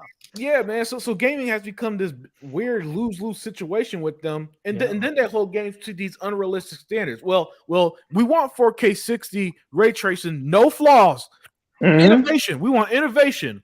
But we don't want to pay. We don't want to pay for it. We want it at $40. We want it at $30. That's impractical. But Hi-Fi Rush is a brilliant 15-hour game. But it's obvious that they had different situations. Oh, we need more of those games. We have plenty of them. Go on Game Pass. You can find plenty of pixelated games. You can find pretty smaller budget games. So spare me that nonsense, right?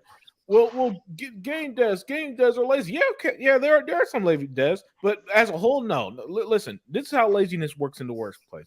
Yes, you got your lazy employees, but not every fucking employee is lazy, or else literally nothing will get done, and no company will exist. All right. Yeah, all the time. It's not laziness. It's just time. That's it. You know, I keep telling people, it's like, what's the most valuable asset to a company? Oh, money. No, time. Because once you lose it, you don't get it back. Yeah, you have to use it wisely. Yeah, and I've been saying for 3 years that's Xbox's biggest problem is time, because they showed a lot of games. Everybody wanted a roadmap. Y'all remember that, right? Yep. Microsoft show us games even if they're years away. And now that they show games that are years away, what happened? Oh, they bitching about that. Why are you guys showing games so early? Y'all got to do what you did with Hi-Fi Rush. And then they're gonna bitch. They're gonna bitch later and stuff like that, you know. So I just wanted to say that, man. I hate the fucking gaming community because of shit like that, man.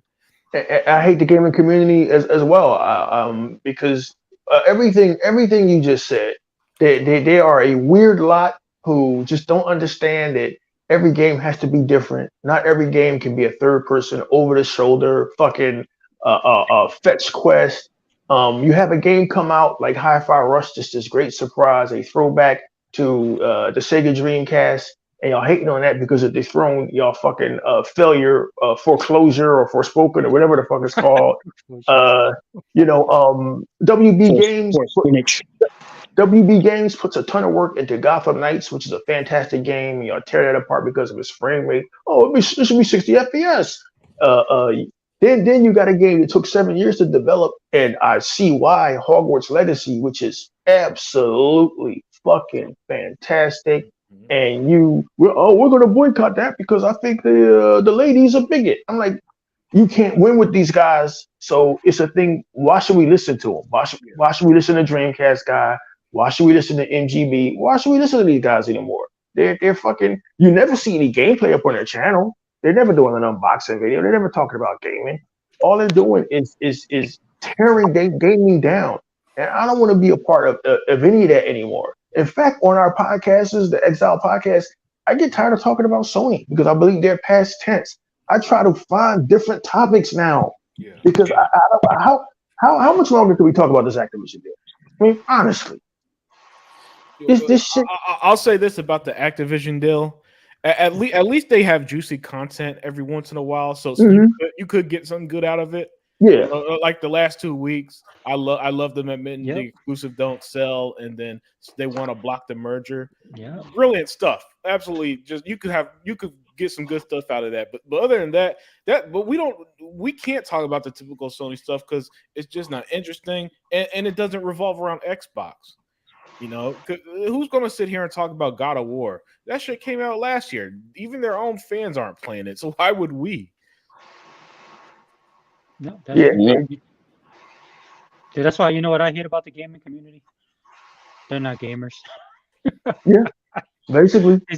When you sit there and you tell me you have Game Pass and you sit there and you tell me there's like hundreds of games and there's just not a game for you, it's time to turn in your card, bro. Exactly. Just say you're an influencer and I'll understand that better. Yeah, exactly. 100%. I'm serious. You're going to sit there, have well over 400 something damn games available to you, and you're going to sit there talking about, I took my Xbox back because they ain't got nothing for me. I saw one guy, an influencer, put up he did a video saying why he switched from PlayStation to Xbox, and then just about 2 months ago, he's like, "Well, this is why I went back to PlayStation." I was like, "Dude, come on." You're like, you never loved PlayStation. I just, and again, I always find it funny when they jump ship. They always jump ship at the weird times. They jump ship in a year where we just got Starfield, Redfall, Hi-Fi Rush, Forza, and then we know we got Xbox are the only one who announced a showcase for June. Let's not forget that. After giving us one in January, so they're the only ones that give us anything.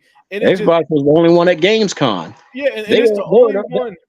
They came to Tokyo Game Show. PlayStation wasn't even at Tokyo Game Show, and they're Japanese based. Yeah, so whatever they say they sell their. First of all, they sell their Xbox every year, so I don't know. So I don't know what they keep doing, man. Do they just buy a new one or something? Do they go to pawn shops looking for Series X to sell back to GameStop or some shit? I don't know what the fuck they do, but they sell their Xbox every year, and they always do it at the dumbest time, right? Starfield coming out in September, sold my Xbox. What the fuck you bitching for about the game? like it's so weird. That to me is crazy. Like I thought Starfield was coming out in November, to be honest with you. But September, y'all giving it to us a few months earlier. Listen, guys. When you get my age, you are not rushing the months. You were like, man, today took all day. That's what's up. Like, yeah, that's fantastic. like September will be here before we can blink. I want to enjoy April and spring and Easter and the summer, and I want to enjoy these months because the way Game Pass is acting, we're never going to not have content. Sega Man always says, we're eating good over here, man. And I just don't understand. Me and Unlimited are 100% on this one where we hate the gaming community, but that hate was something that was earned. It was earned over a period of bitching as you had a loaf of goddamn bread in your mouth. You were bitching, crumbs falling out of your mouth. As Phil Spencer did everything that you guys asked for, you're still bitching. It's just the weirdest thing, man. These guys, they're almost doing gaming a discredit. But now what's worse is you got these publishers now listening to these assholes. Yeah. There's no reason in the world that Justice League versus the Suicide Squad should have been delayed unless there were some internal problems with the game. And then when you get these delays, you're bitching, oh, now the game is delayed. But wait a minute. You hated the game a minute ago. There's too much contradictory behavior. Too much. I don't know, man. I can't co-sign on any of these guys. That's why we stay in our lane. We stay in our little group. and we just game and we celebrate gaming. Like, I haven't heard any of these bigger YouTubers say, listen, man, Sea of Thieves, congratulations on 5 years. I mean, look, you may not have liked the game, but that's a hell of a milestone to not only have lasted for 5 years, but to keep putting out content and to have 33 million players. I haven't heard not one of these big YouTubers acknowledge the fact that this game made liars out of them, because they're not going to do it. They have no fucking integrity. And because you have no integrity, I can't follow you. I can't subscribe to you. You can have integrity and be wrong. I'm wrong all the fucking goddamn time. But have some integrity, man. Integrity is something that's been lost, and I don't know if we're ever going to get it back. So I don't know, man. I don't know where we go from here. But as an Xbox gamer, this is probably one of the greatest times to be an Xbox gamer. And we all lived through the Xbox 360 era. So that's one hell of a damn statement, guys. Yeah, man. 100% agree, man.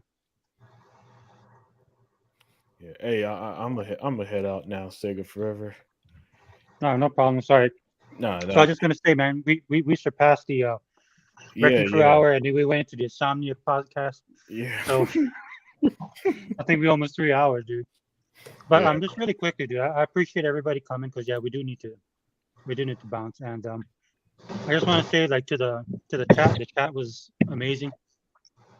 There's people posting up some, like, sorry, man, I'm turning into a chuckle bear, man. I'm like chewing on something. But the podcast. So what I'll do next time, dude, we'll try and highlight the comments more, man. I know you do that a lot too, Unlimited. Which is cool. There's like so much knowledge. There's like so much knowledge dropped in this chat that I didn't get to address. Oh yeah, the chat is fire. Yeah, the chat is amazing. These dudes. I mean, this is why this is. I don't care if I get like a million subscribers, dude. I'll take the subscribers that we have, because they're knowledgeable, dude, and they actually play games. They actually own Xboxes, and they actually have Game Pass. So I'll take that any day over the week over having like an IGN audience, man. That's absolutely ridiculous. These people have no idea what they're talking about. They're hurting gaming, like you guys were saying.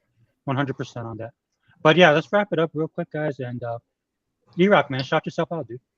Hey man, it's E-Rock X, man. It's always a pleasure to be a part of the Wrecking Crew, man, podcast. This is the podcast that time forgot. Listen, man, if you up at 5:35 in the morning, this is the podcast to hit up. So hey man, it was great to be here, guys, and thank you for having me again. Dude, I'm gonna choke in a second, dude. I should have put these seeds in the mouth. All right, go ahead, Unlimited. Shout yourself out, brother. Yeah, man, it's your boy Unlimited Production. You can find me whenever the truth is needed on the Unlimited Truth.